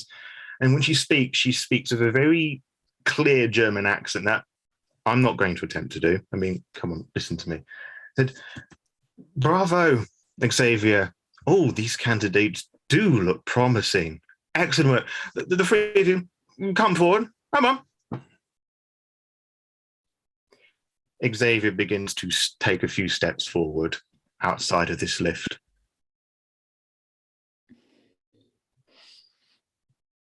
Celia is looking around for any more of the machine people. There is quite a lot here. Some are sitting, some are standing, some are pacing, but there is quite a lot in this whole facility. You see machines being moved about, people with guns moving about. You see some people on their hands and knees, others with ties around their wrists. There's a lot going on here, to say the least, both supernatural and mundane. I will take a few steps forward. Celia sort of looks over at the nearest machine person with like a panicked, like very restrained, but no panicked look at one of them and takes a step forward behind Xavier. And do what's behind Xavier, sorry? Sorry, takes a step forward behind Xavier. Mm-hmm. Cam, I'm assuming you're doing the same? I mentally tell Peanut, get out of here. And then I take a step forward in front of Peanut to sort of block him from view. Mm-hmm. This woman with the glasses who's like telling you to come forward, and she sort of begins to inspect all of you, just sort of like scribbling things down on this board, sort of looking, I see, yes, like making little notes to herself. I think you'll make wonderful additions for our glorious company. And she turns around and said, Mr. Pygmalion, there you also do as you please. Thank you, Mrs. von Maxer. And stepping forward is another short, like Xavier, short, stouty, but unlike Xavier, who's all warty and unpleasant to look at, Mr. Pygmalion is unpleasant to look at because they're a weird amalgamation of flesh and machine. And it's not a pleasant, clean job. You're looking at this weird individual whose machine parts look like pigs. Like you've got a little metallic snout. You can see the flesh is sort of like tight and it's indented. It weeps a little bit. He has like a tiny little amplifier on his throat. He's all very excited with this big, massive grin, just making short snorting noises. Mr. Pygmalion, please call me Piggy. And so he snorts, and this horrible, distorted noise comes through the speaker. Please come with me. Piggy will make you nice and perfect. Hey, Jack. Sort of begins to Hello there. I have something I would like to do because this is my favorite specialty that I've written into my character sheet. Okay. I would like to make an intimidation presence roll with my tantrum specialty. And what is the goal here, other than just go into one, so to speak? Oh no, just fully go into one and start freaking out at everyone and make them like stop pointing, because there is now a tiny girl who is like, again, 5'0", throwing a fucking tantrum in the middle of this lab, surrounded by guys with guns, many of whom may want to protect tiny girl throwing a tantrum, and just throwing them completely the fuck off their game. Sure. Please make the tantrum roll. While she is doing that, may I use this perfect moment to do what I also wanted to do, which was get a glimpse of this woman with a clipboard's past. Yes. And I'll do that by not actually, but in my head, talking to Roden, asking him, could you do me a solid and maybe look into her? So who are you saying that to? in my head to my special friend, my special entity, who will help me use shadows of the past on this woman. Okay, so mechanically, how does that work for you? I only have one dot, which means I get glimpses, and it is controlled, so I should be able to do it. And the scar is cooldown, so I won't be able to do it for a while after this. Sure. So only glimpses and fragments. You see somewhere European because mountains. You see fragments of a sign. The word Olympus Solutions sort of appears before you. It's really as much as you can see at the moment. All right. Hi. I'll take that. Jack. Hello there. 6 successes. I am throwing. I have a pool of 8 because I have a specialty. So yeah, I am throwing the biggest fucking tantrum anyone in this room has ever seen.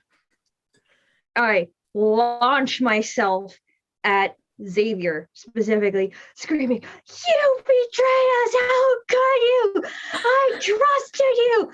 Freaking out, grabbing his coat, crying these big crocodile. Well, they're not really crocodile tears because she's mad. But yes, to being this large, very reverberant space, that this screaming is just carrying for miles.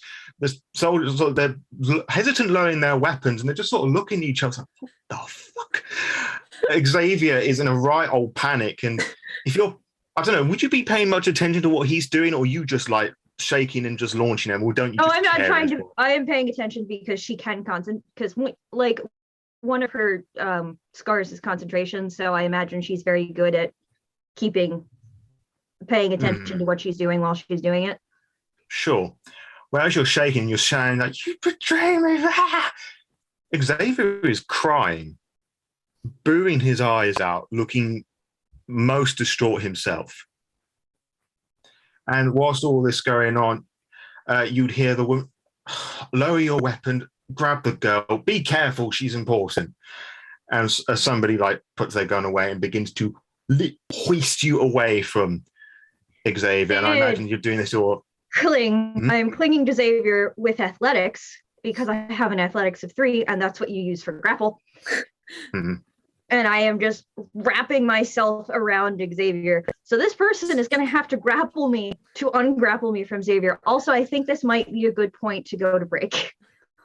I think that would be a fantastic idea. Also, in that, 5-10 minutes? How much do we need?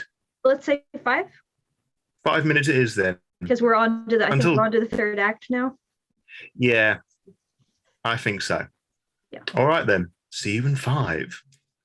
Hello again. I hope you managed to drink some water or some sort of beverage of some healthy description to our Deviant the Renegade one-shot, Live Without You. And I definitely didn't nearly forget the name of the game for a second.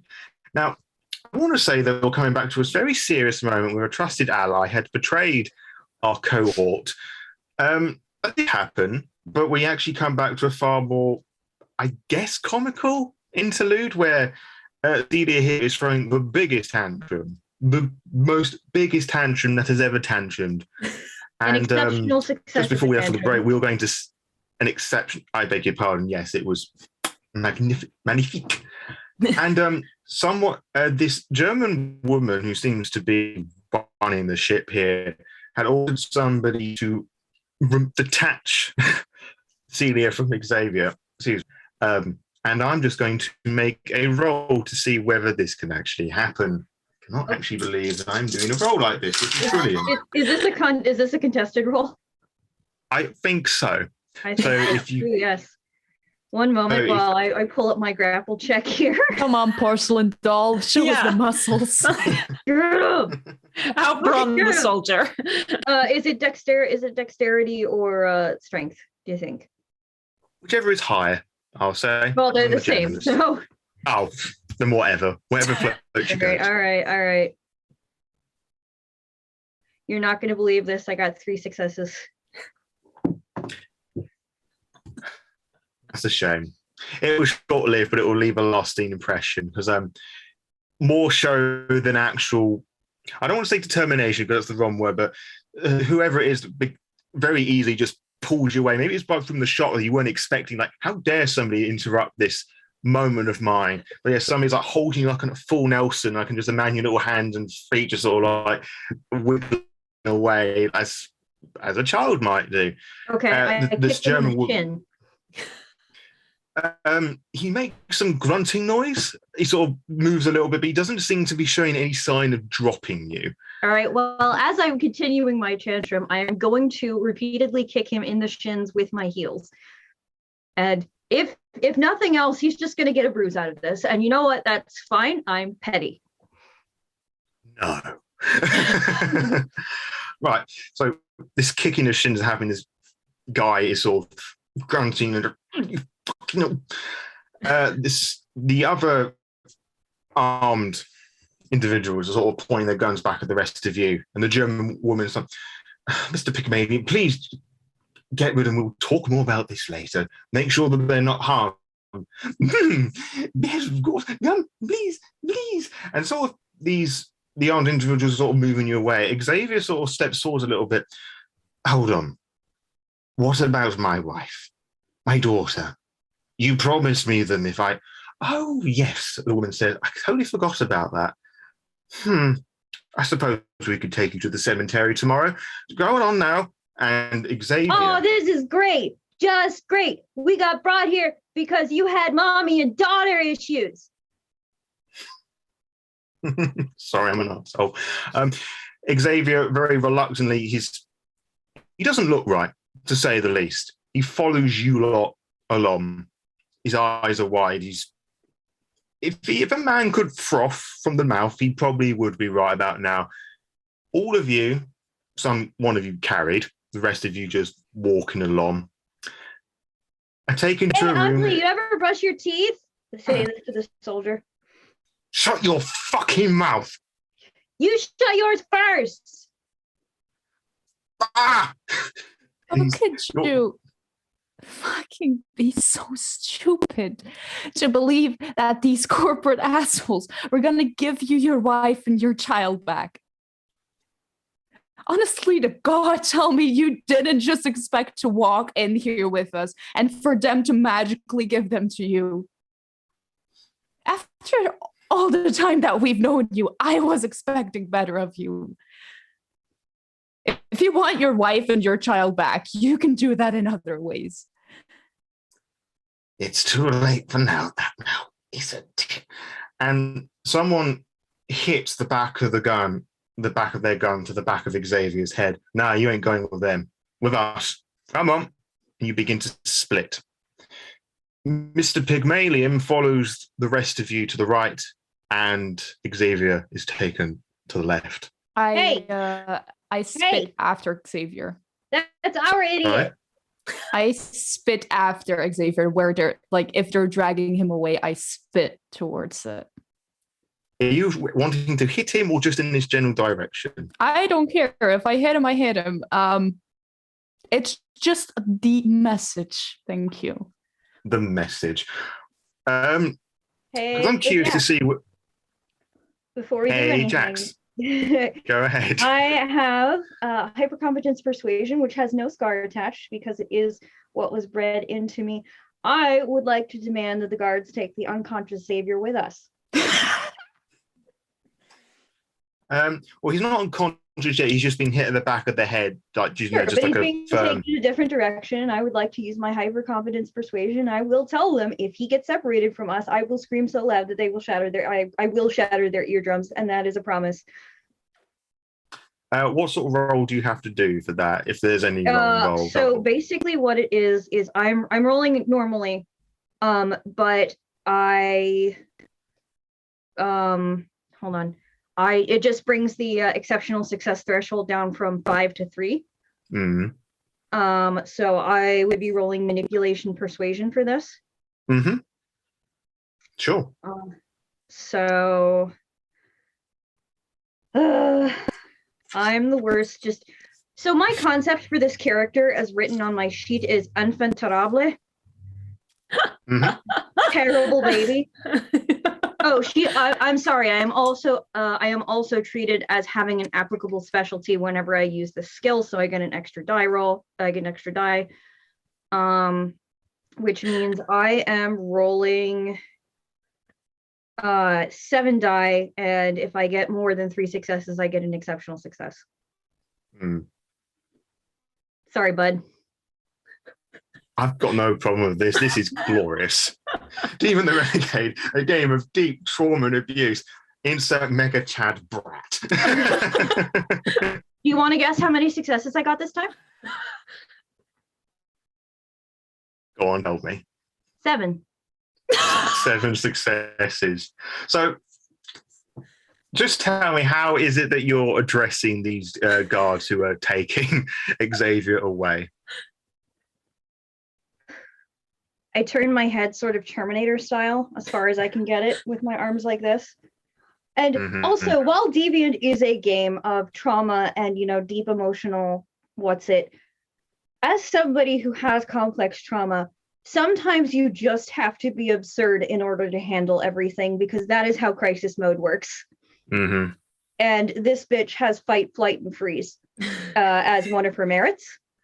So she is in full fight mode right now. And she turns to him and says, if you separate him from us, I will scream so loud your eardrums bleed. The guards who are walking Xavier, the moment you say that, and I imagine that it is like calm and as cold as you just said it then, they stop. They hold on to Xavier so he doesn't do something stupid. They look at each other. They sort of lean into each other and they're talking, but you can't quite hear what they're saying. They both sigh at the same time, smack him over the head with the gun again, and they walk in with you. You can spit on him now, it's fine. The need has passed. Thank you, though. I got nothing. I'm speechless. And funny enough, so's Xavier, looking more and more distraught. Now, you're led into this kind of similar to the tubes that you saw a moment ago, the ones that were against the wall and had things floating in them, but this one doesn't have any liquid or anything in it. It's just big enough for all of you to get in that you can stand in. Mr. Pygmalion the whole time sort of rubbing his fleshy metallic hands together, just squealing and snorting like a child imitating a pig. This voice boxing amp on his throat is just sort of making these horrible distorted noises as he's just getting really excited and happy with all of this. He's sort of like gesturing the guards just to put them in this big old chamber. And they stop with Xavier because Mr. Pygmalion puts his hands up on him. I'm sorry. Just because you were meant to be brought here doesn't mean that you get to go any further. Through the head, on the ground. Oh, and then she does scream. He sort of puts a finger in his ear. The guard sort of trying. They don't want to put their weapons down, but they're trying to cover their ears, sort of like stepping away. And Mr. Pygmalion, with a hand on one ear, sort of begins to shut this door. So, Mr. Piggy will be back for you soon. Get comfortable. He sort of like quickly waddles away, rubbing his hands together. Am I still being held, or am I put on the ground? Sorry, beg your pardon. I forgot that bit actually. When you start screaming, the guard sort of drops you and begins to cover his ears and sort of waddles his way out. So then that's when they shut the door. And stay out. The moment that they shot Xavier, I think I screamed as I kind of felt him mentally just stop. And I'm now kind of crouched down, clutching my head. In an uncharacteristically gentle motion, Celia sort of runs over to Cam and puts 2 hands on their back and is, how can I help? It's, unless you can put his head back in, I don't think there's a way to help. No, how can I help you? No, it's fine. He was here and then he wasn't, and... Hey. Amelia will crouch down in front of Cam, but not like immediately in front, like a meter apart or something. Look at me. We are going to get the fuck out of here. And none of our heads will be blown off. All right? I told Peanut to get out of here. They can maybe keep an eye around. Mm-hmm. Look for ways out. Good. Now, let's talk strategy. All right? It's no use sitting here and sulking. He betrayed us. And he was stupid enough to believe these corporations that they would actually help him. Well, desperate. Look on the bright side. At least he gets to see his wife and kid again. Now, what can we do to break out of here? I will survey the room that we are in whilst I said that and leaving a bit of silence. So that would be, for you, a wits investigation. Wits investigation? Yes. Are there any machine people in the room we are in? There are a few that are just as sad as the one as you saw upstairs, and just as sad and distraught as the rest are in this previous, where you first saw all this happening. Is there one I can get to in this room? Yeah, quite easily. Some they're just standing, pacing. There's some sitting in corners in the fetal position. I tap one of them on the shoulder. Sort of head shoots up, like, what? I was told over and down by one of your people upstairs. Is that it? And I pointed the tank. Over and what? Over and down. He just sort of shrugs, pulling confused, scared faces. One of your people was upstairs in the upstairs lab. Was looking through the floor.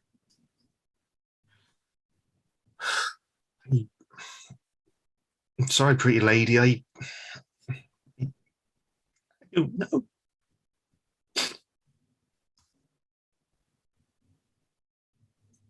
Okay. What did you roll, Syriinx?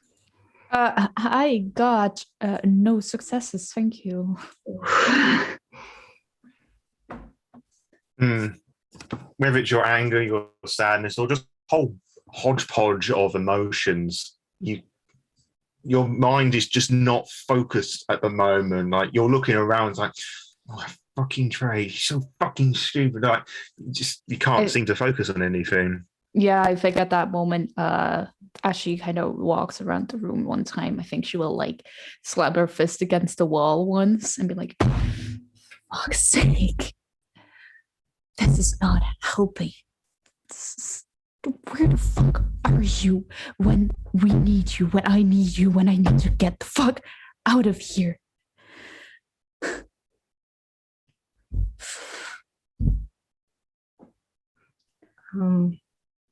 How tall is this room? It's pretty tall. Now I'm terrible at judging distances, but it's large. It's circular. There's a lot of space above and around you, so it's not like you're trapped in like a zoo container. You could walk around for a bit. Okay. I'm going to braciate up the wall and onto the ceiling and see if any of the ceiling tiles will move. Sure. Again, you're sort of I can't remember the vampire name. So you witcher your way up there. There we go. That will do. Sort of scuttle up there at an alarming rate, and the first thing that you notice is how terribly dusty your all is. I mean, it's quite high up, so obviously no one. You hear Dust in it quietly. apparently is. You hear quietly, deadpan from the ceiling. This is disgusting. I was expecting just a little sneeze then, but that's even better. But some of the tiles do seem to be a little loose. It's kind of that like Hardy's, it's not polystyrene. That sort of like semi-soft polystyrene kind of material. I don't know what the name of it is. I know it's it. kind of that.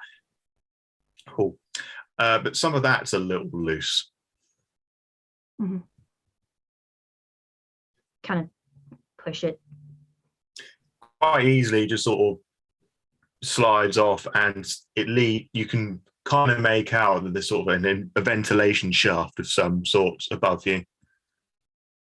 Down something. Cold. Sorry, I Wait. didn't quite catch that. Down something. Before you go any further, we should decide.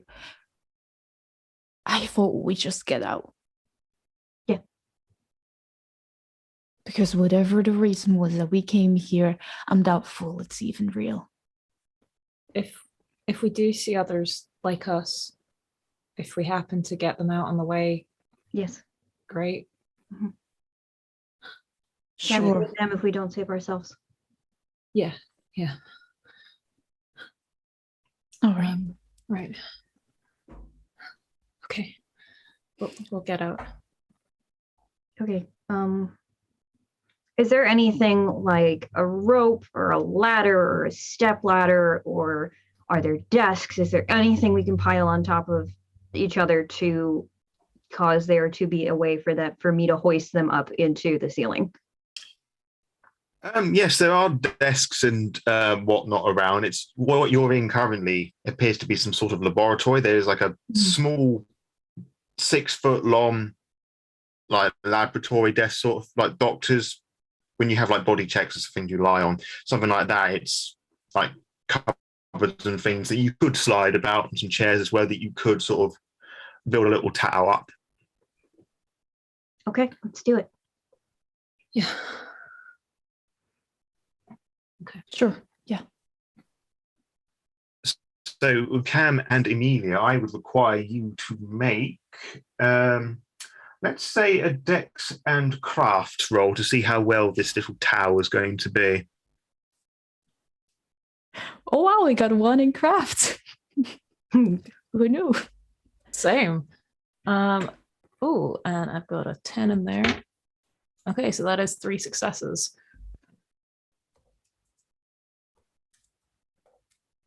Now, am I right thinking that if you get 10s, you can re-roll that again? Yes, I rolled that again and got another success from that. So Fantastic.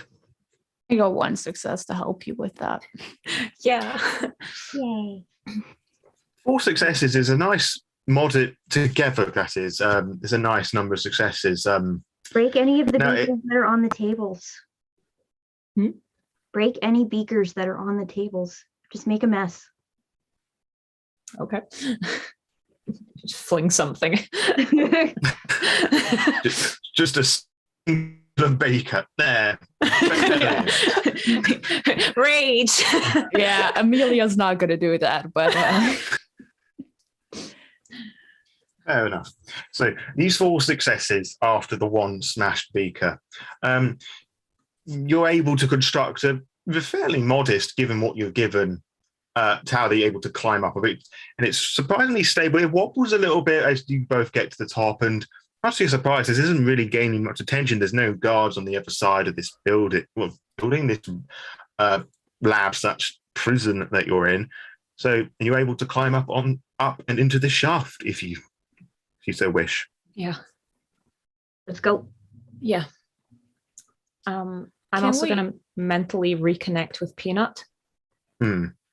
And sort of let him know we're in a ventilation shaft. We've crawled away. Me too, darling. They didn't bother looking for me. They'll never catch me now. I think at that I do kind of let out the sort of first faint smile that I've had since everything kicked off, and the sort of, yeah, this is familiar. This is fine. So the ventilation shaft goes in one or two directions, left or right. Which way are you crawling? Can we orient ourselves to kind of guess which way would be where we came from, which way would be maybe up or exit? I have streetwise if that would help. I was going to do a We're on the streets, baby. We're on the mean streets of the ventilation shaft. I was going to say wits and survival, but because that made me laugh, if you want to roll streetwise, go ahead. Yeah, I figured since in my brain survival is like wilderness and streetwise is urban, but they're basically the same skill. I took streetwise for this character. I also makes sense. And I can also think, particularly with Celia's background, if this is the sort of environment that she's used to, it would make more sense that she's quite familiar with these sorts of settings, if that makes sense. Yeah. I got one success. I also got one success. Hold up. That's okay. I did not know you could re-roll, so I will do the 10. Yes. So I will do that. Nope, just one. And I've actually forgotten about this. You can spend your willpower to, I can't remember if that's before or after you've made the roll, where you can add 3 dice to your. It's before you roll. It's before, yeah. All right, then ignore what I just said. All right, so how many did you get, Amelia? 1. Well, between the 3 of you, you can work out just about that you spent a lot of time walking to the right. So going to the right bit of the ventilation bit wouldn't make a lot of sense, maybe. I like left-hand path. Let's go. Yeah, I'm gay. I can't do directions. So, do you actually say that? Not out loud. Okay. So you all go to the left, and it's unfortunately this big metallic rectangular cube tunnel thing. It is relatively noisy. It's the boom, boom, boom. Even when you're trying to be quiet, there's always going to be like a bit of noise, unfortunately. But still going along, making relatively educated guesses. Okay, so that goes there. That's the going along, and at some point you sort of reach in the ventilation a little grated cage, sort of doorway thingy. Well, doorway in your case, I guess. You're sort of looking in, and they don't seem to be like you with bits of machinery or animal extensions or whatever coming off of you, but you do see there's some regular looking people. I guess to make a neurodivergence example, these would be neurotypical, I guess, just all hunched up close, looking in a very similar position that you were moments ago, just looking very worried. There's about 4 of them together. I gesture for us to hold for a second, and I'd like to attune to one of them and try and read their surface thoughts. Sure. And again, I presume this doesn't require a roll. You can just go ahead and do it. I think so. It's persistent. I don't. Yep. Cool. So yeah. Sorry. I can ask a number of following questions. Each chapter equal to scar power. Okay, so my scar power is. This, I believe, was probably, if your scar is mental, then your scar power is probably going to be your intelligence. Intelligence, yeah. Okay. So that would be 3. So I can ask 3 questions. Sure. And the way that I will handle this, if you ask me 3 questions, I will answer them to the best of my ability. Okay. What does this character want right now? To get the fuck out of here. Okay. What do they fear most right now? Being killed. And what are they hiding? No idea. They're very confused. Fair enough. Okay. I quietly turn and go, they're being held like we were. They want out. Do you reckon we could get them out? Mhm. Okay. Then I'll sort of tap on the grate and go, psst, hey, up here. And one of them looks up and they see your face like, holy shit! Shh, shh, shh, shh, shh. And I'll try and open the grate. Hey, shh, we're trying to get out of here. Do you want up? The 4 of them sort of like huddle quickly together, panicked, confused, like, the fuck we do? Here, let me help. Okay. I will sort of awkwardly over my way to the front. So my brachiation is such that I can actually just hang off the ceiling. I don't have to use all 4 limbs. So I'm just going to be like hanging out of the grate, reaching down for them, basically by my feet. I was going to say you're sort of like standing upside down, Yep. sort of your arms. They're a bit startled by this. There's like a small kid by them who's got this big old smile. It's like, wow, I told you Spider-Man was real.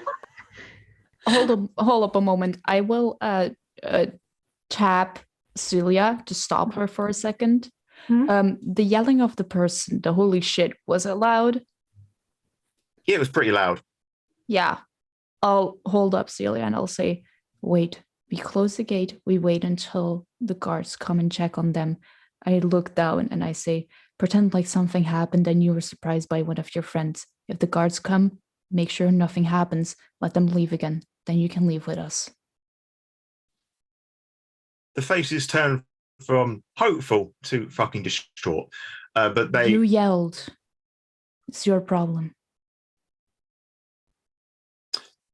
They sort of begrudgingly just sort of nod, and one of them like holds the kid close again. And I'm assuming Celia was sort of like Spider-Woman her way back up. Oh, Celia's going to hang from the ceiling in like a shadowy part of the room. Okay, then. In that case, just to make sure that you're truly obfuscated, could you do for me, I guess, wits and stealth? Sweet. I have no stealth, but I am going to spend a willpower. And that goes back to what? Sorry. So that will give me a dice pool of 5. Because I have a wits of 2. Yes. I roll, hold on, sorry. 3 successes. 3 successes. Odds or evens? Evens. All right. So you're sort of hunched, squatted in this corner or wherever, and you wait for like a good minute, and 2 guards with rifles enter. They start shouting like, "Why did you scream? Why did you fucking scream? Talk to me, or fucking pop a cap in his head." He points the gun at the child, and they're sort of like, they start complaining. They thought they heard a noise. It was just something that happened further down the line. And they're making up all these big excuses, and like the guards are sort of exchanging looks at them, exchanging looks at the thing, sort of looking around to make sure that there isn't something else here. They don't seem to acknowledge that you're there, whether it's because they're not paying attention or maybe that you only won with the darkness. Like one of the guards saying, "All right, well, keep your fucking voice down. All right?" Sort of backing away with his guns out and just sort of shutting the doors behind him. And you sort of see them sort of very militaristically just stomp away. Once the door is shut, that's when I'll open the grate again. Okay. Okay. Come on. Can I get the kid on my back? Like if I scuttle down to him, can I get the kid to like piggyback on me? You sure can. Okay, so I just scuttle my way back up with the kid first. Mm-hmm. And The kid. Sorry. go ahead.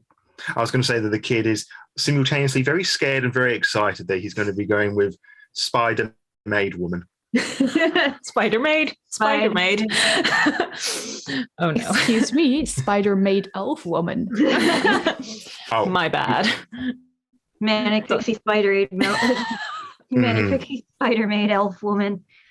It doesn't fit quite as well. No, it doesn't. All right, but then I will hang by the ceiling and pull everyone else into the grate. And I do have a strength of 2, so like this is a little hard on me, but it's not like painful. And because I'm feeling in a generous mood, I won't let you roll that to see if you drop any of them, because that'd be most unfortunate. You're very welcome. So there's now quite a lot of people in this ventilation shaft, and when everybody's in, I'm assuming you close the grate up and you continue to march on forward. So marching on forward, trying to, again, with your limited knowledge and guesswork, okay, so we must have gone that way, so it makes sense to go this way.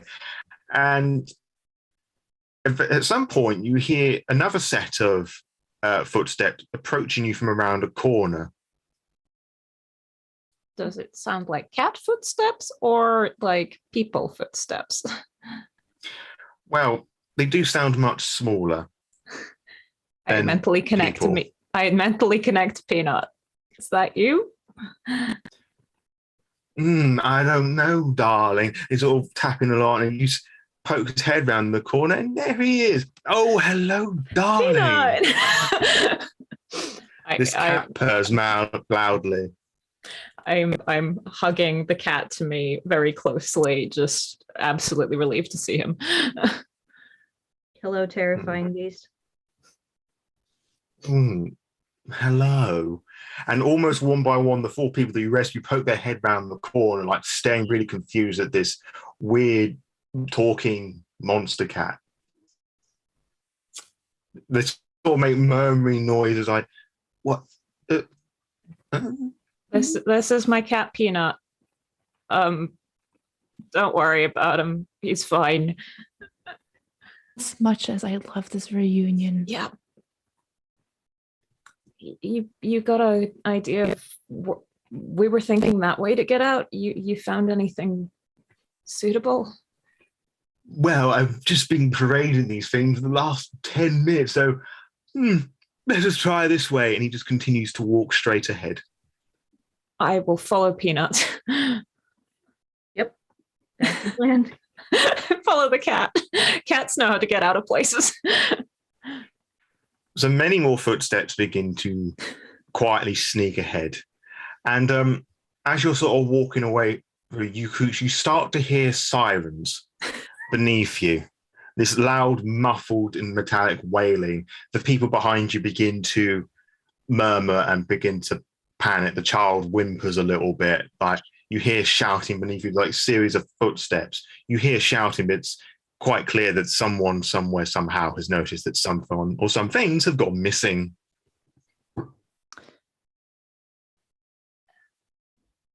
I know it's scary, but keep quiet and we'll get out of this, all right? In that end, could everybody do for me a dex and stealth roll, please? I would like to spend another willpower. I will do the same. Which adds 3 dice to your dice pool. Sure thing, buddy.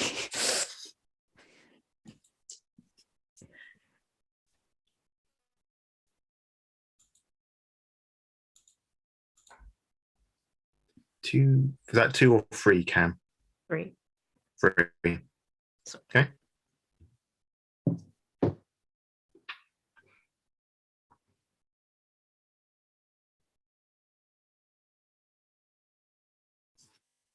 That is 2 successes. You continue pushing forward, just, trying your best to be stealthy and calm. You got this whole sort of secret military I guess, medical, whatever the hell this is, base, searching for you. Maybe in your, no, excitement's not the right word. Some of your footsteps do seem to be a bit loud as you're trying to quietly but quickly hurry along. Peanut seems to be on his best behavior, not making it much noise or talking or being weird. And you follow along through until there is a shaft that begins to go up. It's not much of it. Like if you were able to like crouch, you'd be able to like awkwardly climb up through it if you so wished. Okay. Let's go. I think that's a good plan. Yep. So do you all head up first, or do you let your passengers, I guess, go up first? Do you want me to poke my head out invisibly first? Yes. Yes, but I am most definitely not gonna let the others, the other people go first. So Yeah. I'm gonna keep the kid on my back for this part because I imagine the kid will have a little more trouble. Hmm. Cool. Then I will activate camouflage and stick my head up. As you disappear, the kid that's on the shoulder, like, wow, cool. And that covers his mouth. So you poke your head up, and there doesn't seem to be much ventilation shaft left. There's a few crawling steps forward, and you think you can see a grate that's on the ground. Okay. Well, you're sealing the ground of something else above you. I will crawl up to it and look through.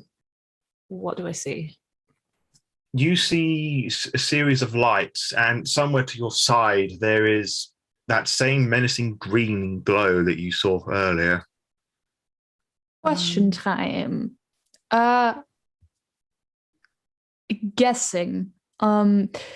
Is the distance between us and the grade on top of us, does it seem like the same kind of distance that we walked down? I am presuming not. No. Yeah, all right. Heads up, there will be people there. Can I sort of get the sense that there's anyone in the room? Wits and investigation. Okay. It's an investigation.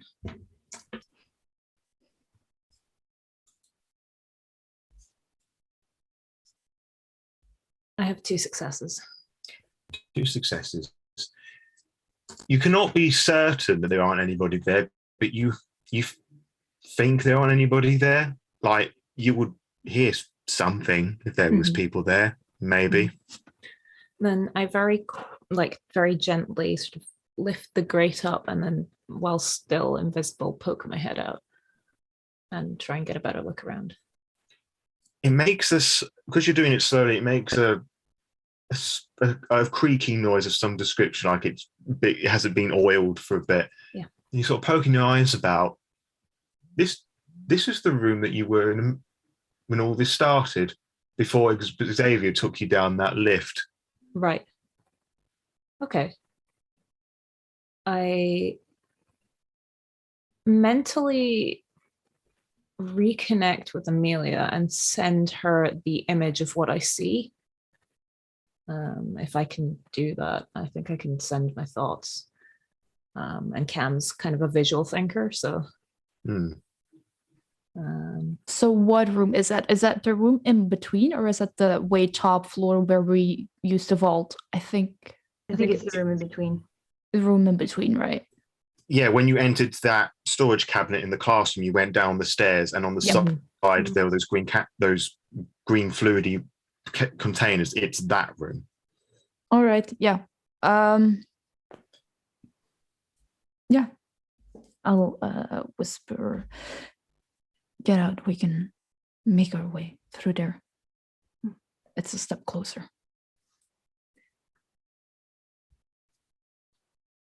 You all follow. Yeah, I'm slowly crawling my way out. And all of you, I presume, are following suit? I am.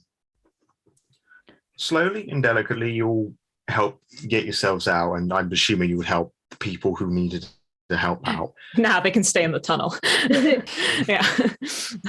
I meant like physically pull them out if they needed, rather than just abandoning them. Yeah. You do so yeah. like Before we go any further, I'm going to use my persuasion specialty on the kid, because I like the kid. The kid has been causing problems by being very noisy. So I'm gonna put him. Is it a boy child or a girl child? It's a boy. It's a small boy, like no older than 10. Okay. Short hair, brown. Yeah, so I'm like a head taller than him. Hooray! But I am going to sort of bend down and look him very seriously in the face and go, look, if you want to get out of here with Spider-Man, you have to make sure you're quiet, because it won't work if we're not quiet. He sort of slowly nodding, saying, "Okay. Good job. Do you want me to roll for that, or are we good? I think we're good. He seems to like you." Nice. So you all get out with these people, and spider-made elf porcelain woman that needs work. With the boy on tow. You get out, and the people who've been trapped, they sort of like stretch their limbs a bit, and they sort of get their bearings, and like they sort of look at the containers. They sort of make like holy whoa, at these themes on the wall. The way out's this way.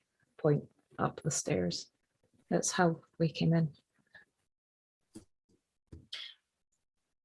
You all head up these stairs, but as you're beginning to make the ascent, the lift doors that you went down previously open. They don't even begin to open because something big, huge and metallic and fleshy barges through. And what you see is Mr. Pygmalion, but much taller, much wider. And his hands have sort of become these two large Gatling guns sort of things, sort of howling and screaming like, "You will be perfect!"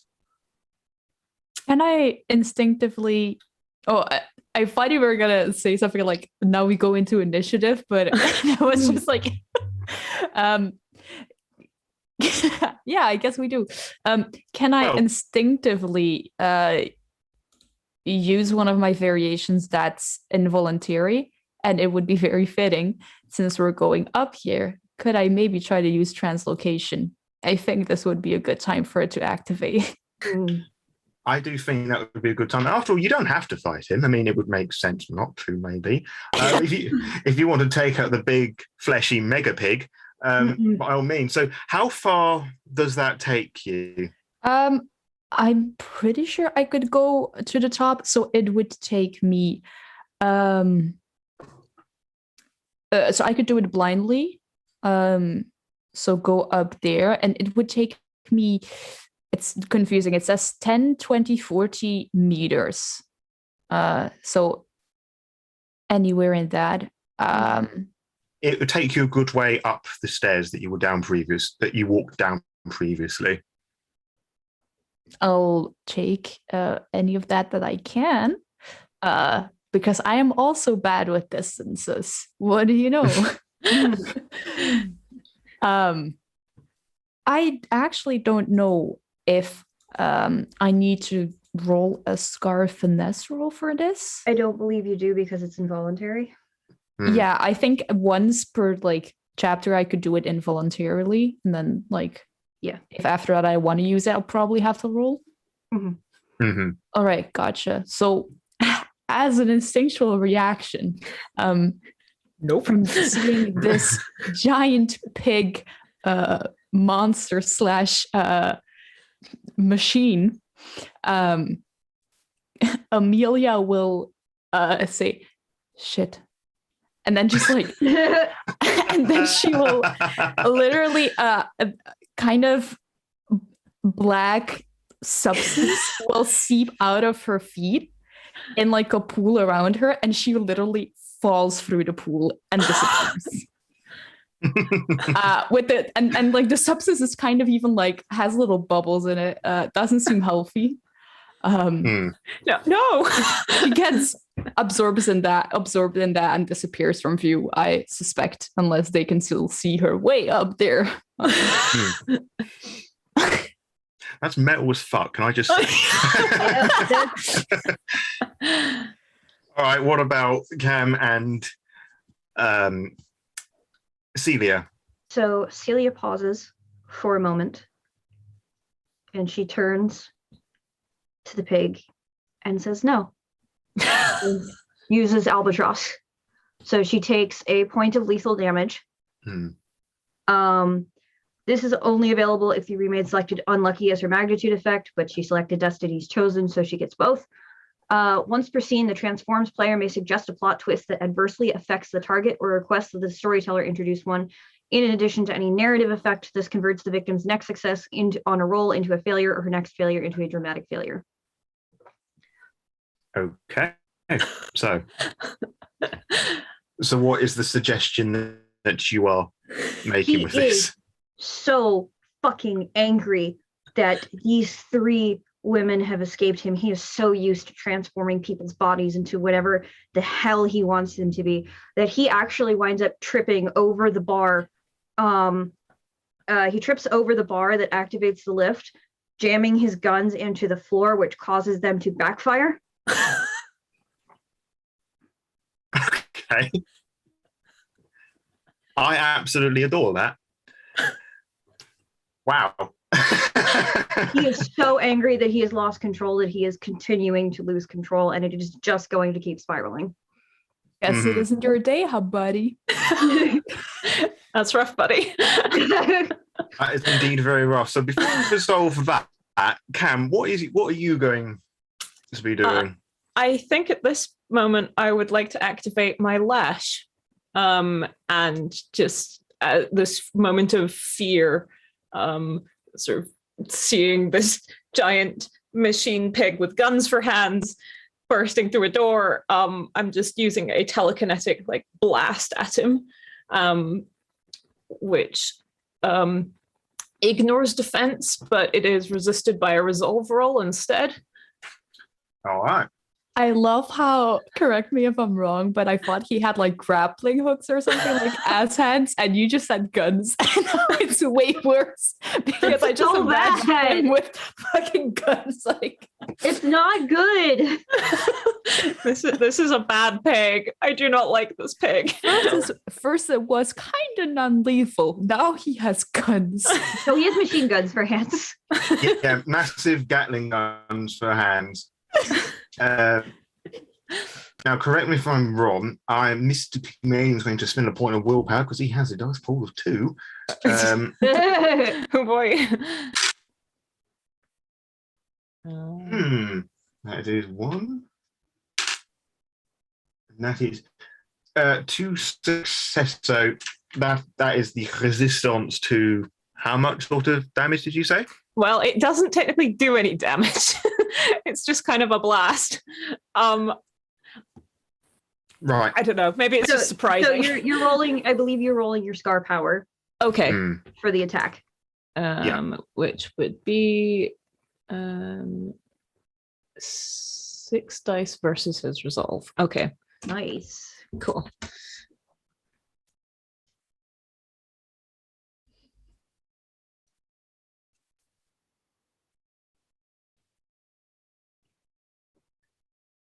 I definitely didn't just yeet a dice all over the floor, but it's gone now. It's lost to me. That is 3 successes.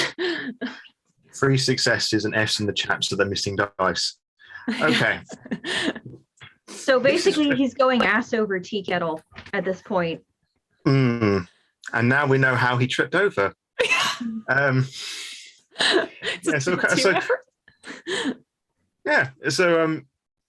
Some interesting things happen. Like you wanting to protect your cohort, I won't say friends, I think we're still a bit too early in that stage, to sort of force this blast at him as he begins to exit this lit. It throws him off balance as he's beginning to whir up these guns that begin to spur around. He trips and face plants the ground and begins to fire at the ground, and bits of his arms begin to shatter and break, and bits of metal fly everywhere. And it strikes one of the mortals, the humans, in the gut, and it just sort of sends him flying against a wall. One of his people? No, the people that you rescued. Shit. I will yell from way up top. But firstly, Jack, I think this is useful for you. My scar with it is power buildup, and I got some little details in there as well that basically, I think if you want to from this point onward, you can say that I use transportation without me wanting to. Because it's like involuntary and it's I can't control it and stuff like that. So you can say if you want to activate that at some point. I shall make a mental note. But I will. Also, that seems awful lucky that he hit one of our people and not one of his people, Jack. I don't think there's any people there, right? No, that he has. It was just him that came up this list. Well, that seems awful lucky that he hit one of our people. Okay. Awfully lucky that you hit one of ours and not yourself. Yep. I will yell from up the stairs and say, "Are you still planning to come up here or what?" I'm. Can you send the trying cat? to. Send I'm the cat trying. to grab him. The cat is cat-sized. It's not very big. Can it teleport anyone else? Not really. It teleports itself. I'm trying to get the injured person up and trying to help them up the stairs. You can do that quite easily. It's fortunately they're not dead, and the metal. There's no cuts or anything, but it's a real hit in the stomach. Right. Okay. So it's more of a bruise than a cut. Probably a broken rib or something, but yeah, Okay. It's Okay, good. Okay. Sorry, I thought it'd been like a stray bullet or something. Jesus. no, like a bit of the Gatling gun was just sort of the armor sort of explode and metal's just flown off. Okay. Yeah, so I'm trying to help them up the stairs as best I can. And yeah, just I am going to follow Cam, but I am going to put myself between Cam and the last person. I'm setting the kid up. But I'm going to put myself between the pig and the last people because I know I'm a prized experiment. And if he hurts me, he's in trouble. So you all hurry up these stairs like so faster than others. And as you're getting higher and higher, you hear these horrible, grating metallic squeal like someone just pulled the tail of a pig and just done things to it. And you hear a loud crash. Something begins to chase you up the stairs. It's Mr. Pygmalion. You reach the cabinet and the door is wide open. And there are people inside now. There seems to be a class going on. I'm assuming that your goal is just to run the fuck out of this laboratory. Sure do be. With me being there probably a bit earlier than the rest, I want to fire button. Yeah, and I want to. No, I mean, I could use a fire button, or I was planning to use Face Thief to be the German woman downstairs. Do it. So I was planning to do that. The persistent variation I have, which is Face Thief, which basically means that I can now, because I actually heard the woman talk, I can kind of make myself look like her and sound like her. So whilst running up in front of the others, I will force myself to change my face. And this also kind of similarly as the transportation, no one's there to see it, so luckily no one can react to it, but it literally looks like the black liquid that's underneath her skin in some places and sticks there. Kind of looks like that, just takes over her whole face. It's kind of grotesque if someone is looking at it. Luckily, no one is. But basically, ink takes over her entire face and kind of sepals away as it remains for it, as it looks like the researcher from downstairs, just with different clothes on, because I don't think the clothes change. That's hardcore. Now, I did say, yeah. Now, I did say there was a class that was going on. So I wonder if anybody did see that. Odds or evens?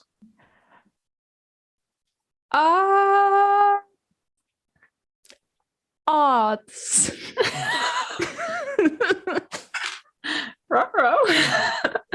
As you're sort of running and sort of teleporting short distances up there, the adrenaline and the nerves of everything just moving forward, you do manage to catch yourself as you reach this cover. Oh shit, there's fucking pupils in here, and you do manage to hide yourself around, on the other side of a wall, and just do the whole inky transformation shit, and wait there for the rest of your cohort. Now, do you shut that door?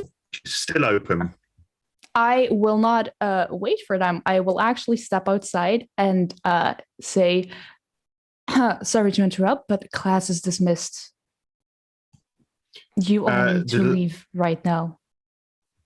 The lecturer, who's this old man with white, short hair that goes down to the back of their neck, sort of looks at, I'm sorry, it's who are you? Class is dismissed right now, or you will get in trouble with the higher-ups. Orders from downstairs. No. Could you roll for me manipulation and subterfuge, or intimidation, whichever is higher? I can do that. Subterfuge or intimidation, both just as high, although I will spend willpower to add 3 to that roll as well.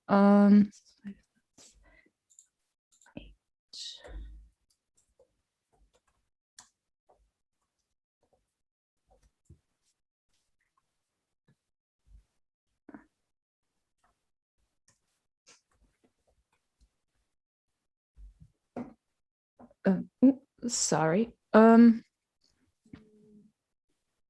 That is 2 successes. 2 successes. There's obviously some great confusion that's going on, and the lecturer sort of gives you some really weird looks, like, what? Sorry, who are you? Yeah, all right, I take that as my cue to push the fire exit. Yeah, push the fire alarm that's in the room and open the door where we got through. Because I think I already took quite some time right now and people are rushing up the stairs. So. I imagine that the point where he's like, I tried, bang, and the alarm goes off is when the rest of the cohort and the escapees arrive onto the scene, and people's like, the fuck? And they see the rest of you and how interesting you all look. Can Peanut get in my hood before we turn the corner? I'd imagine if you were getting Peanut to do that, then he would be well up there. Yeah. I think it was the moment I started hearing voices up top, I was like, Just flavor-wise, you guys would see the researcher from downstairs. Oh, God. Up in this room. And freeze. You would have heard the German voice. Oh, he copies the accent as well. Yeah. I will attune mentally and ask 3 questions. I suppose in this case that you would have to ask the questions to Amelia. What is your character hiding?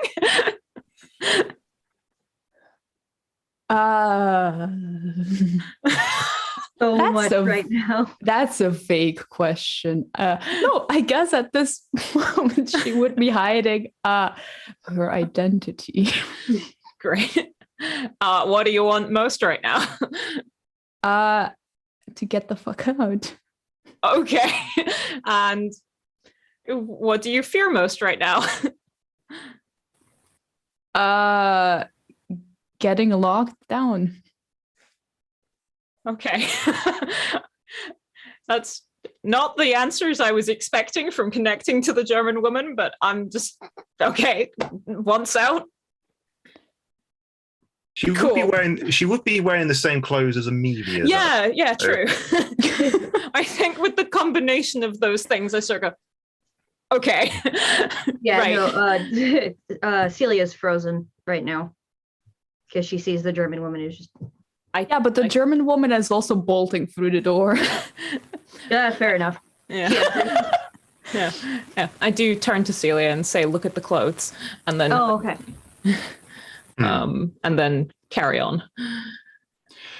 So, whilst in the UK... Can I close the safe behind... Can I, like, mess with the safe to shut that door? With all of the students in the room, the lecturer fucking confused. Can I close the safe? Well, there's the main laboratory, and then there's the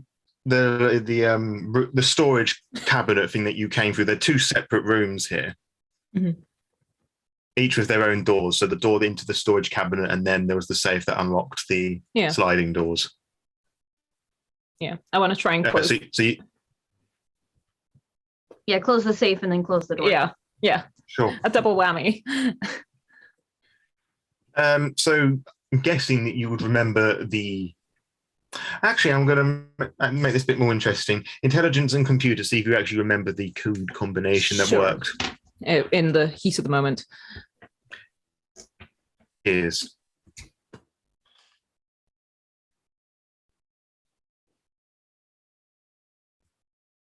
I might spend a willpower on this because I really want this to work. Sounds like a good idea. Because pounding, running noises are getting louder and closer. Well, I've rolled several 10s. In fact, I've rolled 3 10s, so that's another 10. Oh god, this is exploding. This is more than 5 successes. I'm just going to stop. I've already got 8 successes, and I've rolled another 10. So this is ludicrous. Okay, then I will just happily say that even in the heat of the moment, you don't even need to recall. That's like muscle memory. Like people boot and the doors begin to. They begin to slowly shut, perhaps a bit too dramatically for your liking. But I presume once you've worked out the door is shutting, you're I'm out. I'm not staying to check. The 3 of you, well, the 5 of you and the people that you've rescued. There we go. Running out of this room whilst the students and professor, lecturer, you have been leaving in the slow, orderly fashion as we are trained to in England. However, they do begin to pick up the pace when the wall explodes and so following through with Mr. Pygmalion charging after you. Then it's a stampede out of the room. Oh, I'm on the wall with the kid. Okay. I am above the stampede. Nice. No one's bothering to look up because there's this big fucking robot thing that's just chasing them out. Everyone's running down the stairs. Like one energetic student is like sort of like jumping between the steps to get down. The professor's like trying to shout, getting them to stop. He just gives up and they storm down some more. You're pushing through the various people. You are just spidering down the glass, through the walls, Celia, and eventually you do. There's like a mass panic. Like some run to one exit, some run to the other exit. Are you heading to the entrance that you entered or through the fire exit? Fire exit. Fire exit. Same for you. Okay. So you go through the fire exit, through mostly brickwork, but there's a stairs that goes up, which obviously probably leads to some of the labs outside, but there's like a door. You burst through back into this cold, dank greenery, and you hear metallic squealing from behind you. Maybe if you looked, you could see that there's this big mega pig just sort of looking around, charging through, just tearing up things, just making a complete, absolute mess of this building, the School of Biosciences and Medicine facilities. But you and a selection of 4 people have managed to escape. Now, you may not have been able to save everyone, but 4 is better than nothing. And I think that is a yes. I would still like to have a conversation with the two other gals. But Well, let's wrap up this scene and then we'll. Mhm. I mean, I was actually going to say that would be a wonderful place to end, but if you want to do anything else before we do that, I think we should get an epilogue. Just okay. So, I guess in a really morbid way that you have proven yourself that you're able to take things into your own hands. What would each of you do? Would you stick together, or would you go about your own business, solo, as it were? I think as they leave, Amelia will get the other two to kind of follow, maybe to a safer place away where she knows that like it's at least safe to spend the night if needed or not. Have a safe house. Yeah. The other people, for my part, can follow. I don't really mind. I don't really care all that much. But I guess we'll go to the safe house and talk there. So as we kind of get there, she'll take off the trench coat, throw it to the side a bit. But at that moment, the disguise as the German researcher would have already faded away, but leaving behind a few more big splotches of ink underneath her skin than before. It doesn't look healthy at this point. It really doesn't. And as I kind of get to ease and get to take a breather, I don't know if one of the others would talk first. I think I've more or less just leaned against a wall and now that we're in a place that I know is safe because I set it up, slowly sort of slide down the wall, like pulling the hood back so that Peanut can sort of sit in my lap and go, well, that escalated quickly.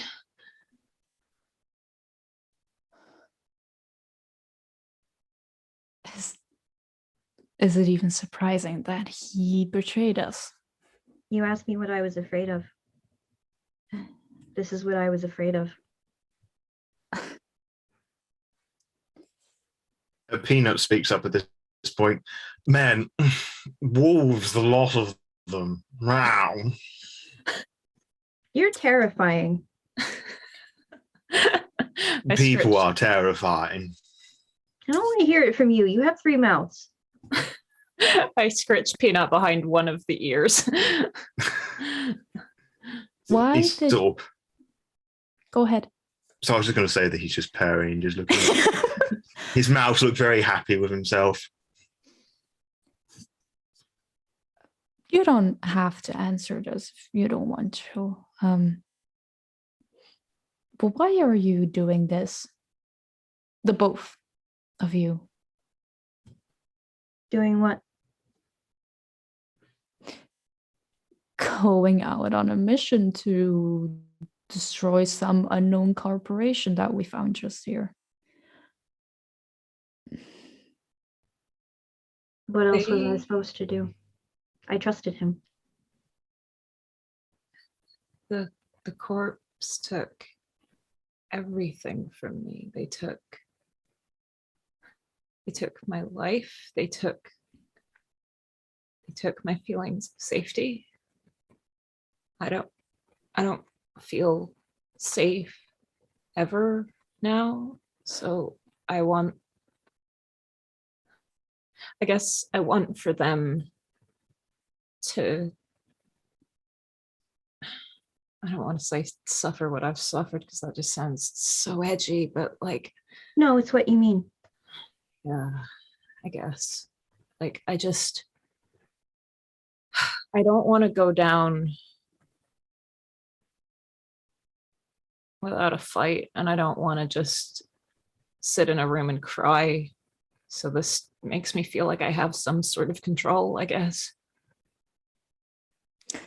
I never had a life. You had lives before this. I didn't. That option was never given to me. So it's either doing things for wealthy investors or doing things for people I trust.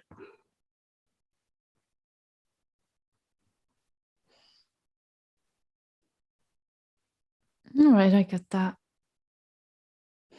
Revenge, and because it's the only thing you know. What about you?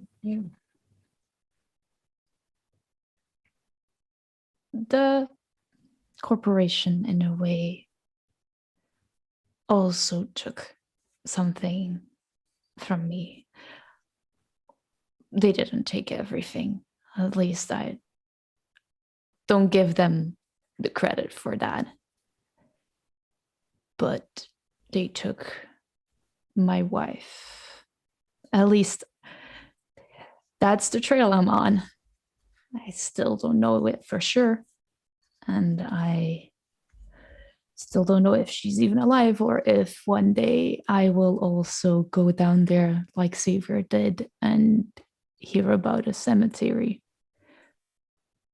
But right now, through all of this messed up shit, it's the only thing that's keeping me going and not making me just give in to whatever it is they put in me.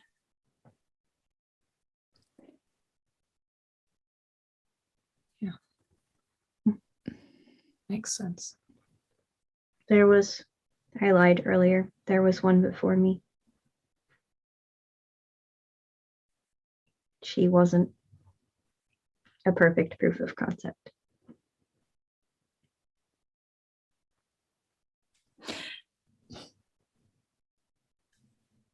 I'm going to continue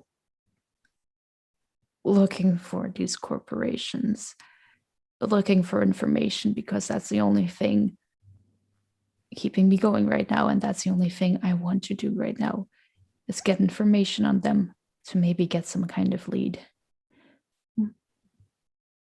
We all lost the person who was helping us through this.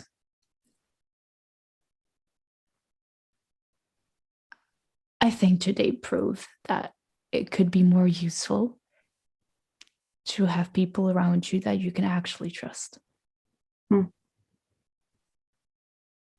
Yeah. Well, here's to moving on without Xavier. Here's to living on another day. Let's Here's start with living. that. Yeah. And I think on that bittersweet note would be a lovely place to end. Mm-hmm. Yes. Woo! Thank you so much. It was a lot of fun. I'm really pleased. Thank you ever so much to the three of you for coming along. Also want to give a little shout out to Travis for being an absolute tech wizard and throwing this all together. Thank you, Travis. Running the Thank behind the you. scenes stuff. Thank you. Thank you ever so much for inviting me and everybody else here to, portray these wonderful characters and tell this really sad and tragic story. Thank you to the players who did a fantastic job, even through our own little hiccups of the rules and things. You all did amazingly. And I guess to end things, if we could just go around again, just say who we are, what we do, what we play, and where we can find everybody on the social medias. We'll start with Could we also Syriinx. could we also nominate a favorite moment that we had during the game? I think that would be a rather nice idea. Okay. Start with Syriinx. So, what was your favorite moment throughout this?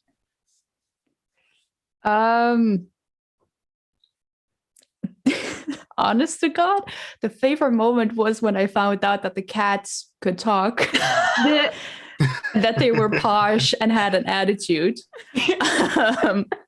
They sure did. I was not expecting that, but it was a nice comical relief in the events as well. Yeah. Yeah, but who are you? What do you do? Where can we find you? Yeah. Yes. My name is Syriinx. I am a cosplayer and, obviously TTRPG player.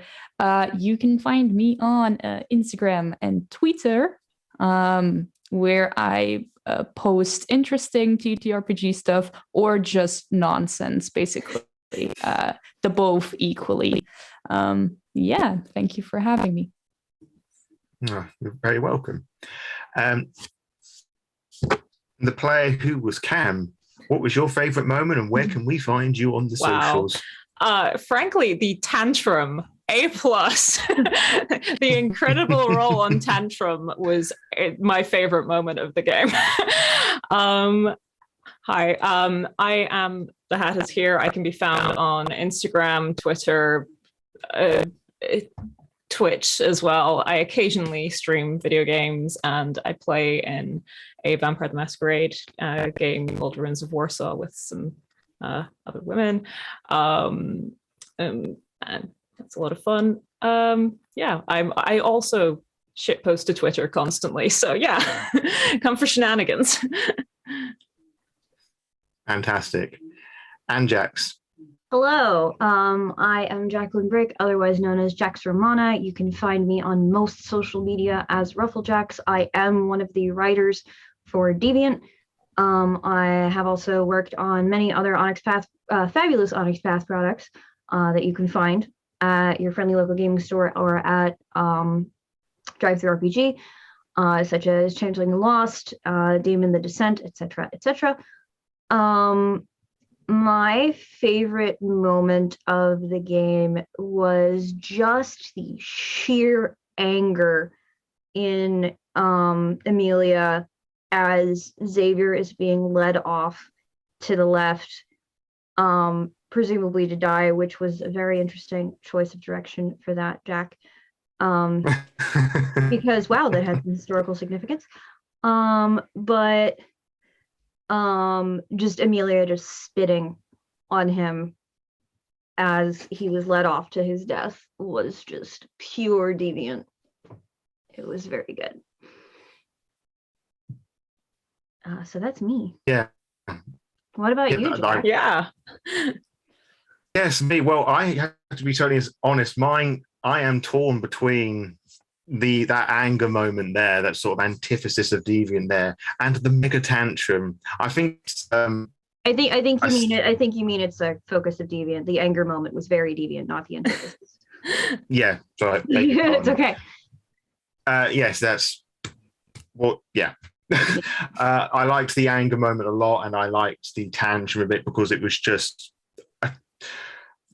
It was a moment. It was comical, but at the same time, it was just a different way of expressing that anger, I guess. Celia being of that environment, not really knowing how else to express her opinions and her emotions on things, like that is all that she could do, really. Mm-hmm. So I can't choose, I'm afraid, because there's two different emotions and feelings. So anywho, as a reminder, I am the Law by Night podcast guy. You can find me on the Instagrams and Twitter. Twitter, it's Law by Night VTM. It's the same on Instagram, but it's filled with underscores, so Law underscore by, etc., etc. As I said, I run, narrate, produce, edit, etc. the Law by Night podcast, where I talk about various World of Darkness themes, mostly Vampire the Masquerade, recently doing Wraith of the Oblivion. I do character creation guides, book reviews, game reviews, the occasional bit of character lore. I also wrote a homebrew supplement for Vampire the Masquerade 5th edition called The Kindred Wheelchair, which has recently celebrated its first birthday, and I'm very happy about that. I'm very happy and honestly flattered how many people love and receive that. You can find that on on the Storyteller's Vault, which is a pay if you want. There's also a link on my Twitter and Instagram where you can get different versions of that, like those that for dyslexic who require special font to help it read it a bit easier. There's a Oh, different that's format. lovely. Yeah, and there's also a on my YouTube page, there's also me reading it. So if you want to listen along to that, that's also available to you. Yes, on Twitter and Instagram, I obviously post World of Darkness related things. I also chat nonsense. I also talk a lot about autism and disability because I am autistic. Yeah, just all sorts of things, really. Just lots of nerdy bisexual disability stuff. So if you want some of that in your life, you now know where to follow me. So yeah, again, thank you ever so much for everybody who stuck around watching this. Hopefully you all enjoyed it. Hopefully you've all been inspired to pick up Deviant the Renegade. It's, as I said before, it's my first venture into Chronicles of Darkness, and the material inside has really moved me in a way that I haven't really found in a lot of fiction. As I said at the beginning, on the surface, it's like, oh, superhumans with all these cool powers and stuff. No, it's actually a lot more profound, and it's very well written and beautifully crafted. So do consider reading this through and playing it with your friends and maybe family. Who knows? Anyway, I now feel that I'm just waffling for the sake of waffling, and I feel I should let you all go. So until next time, farewell.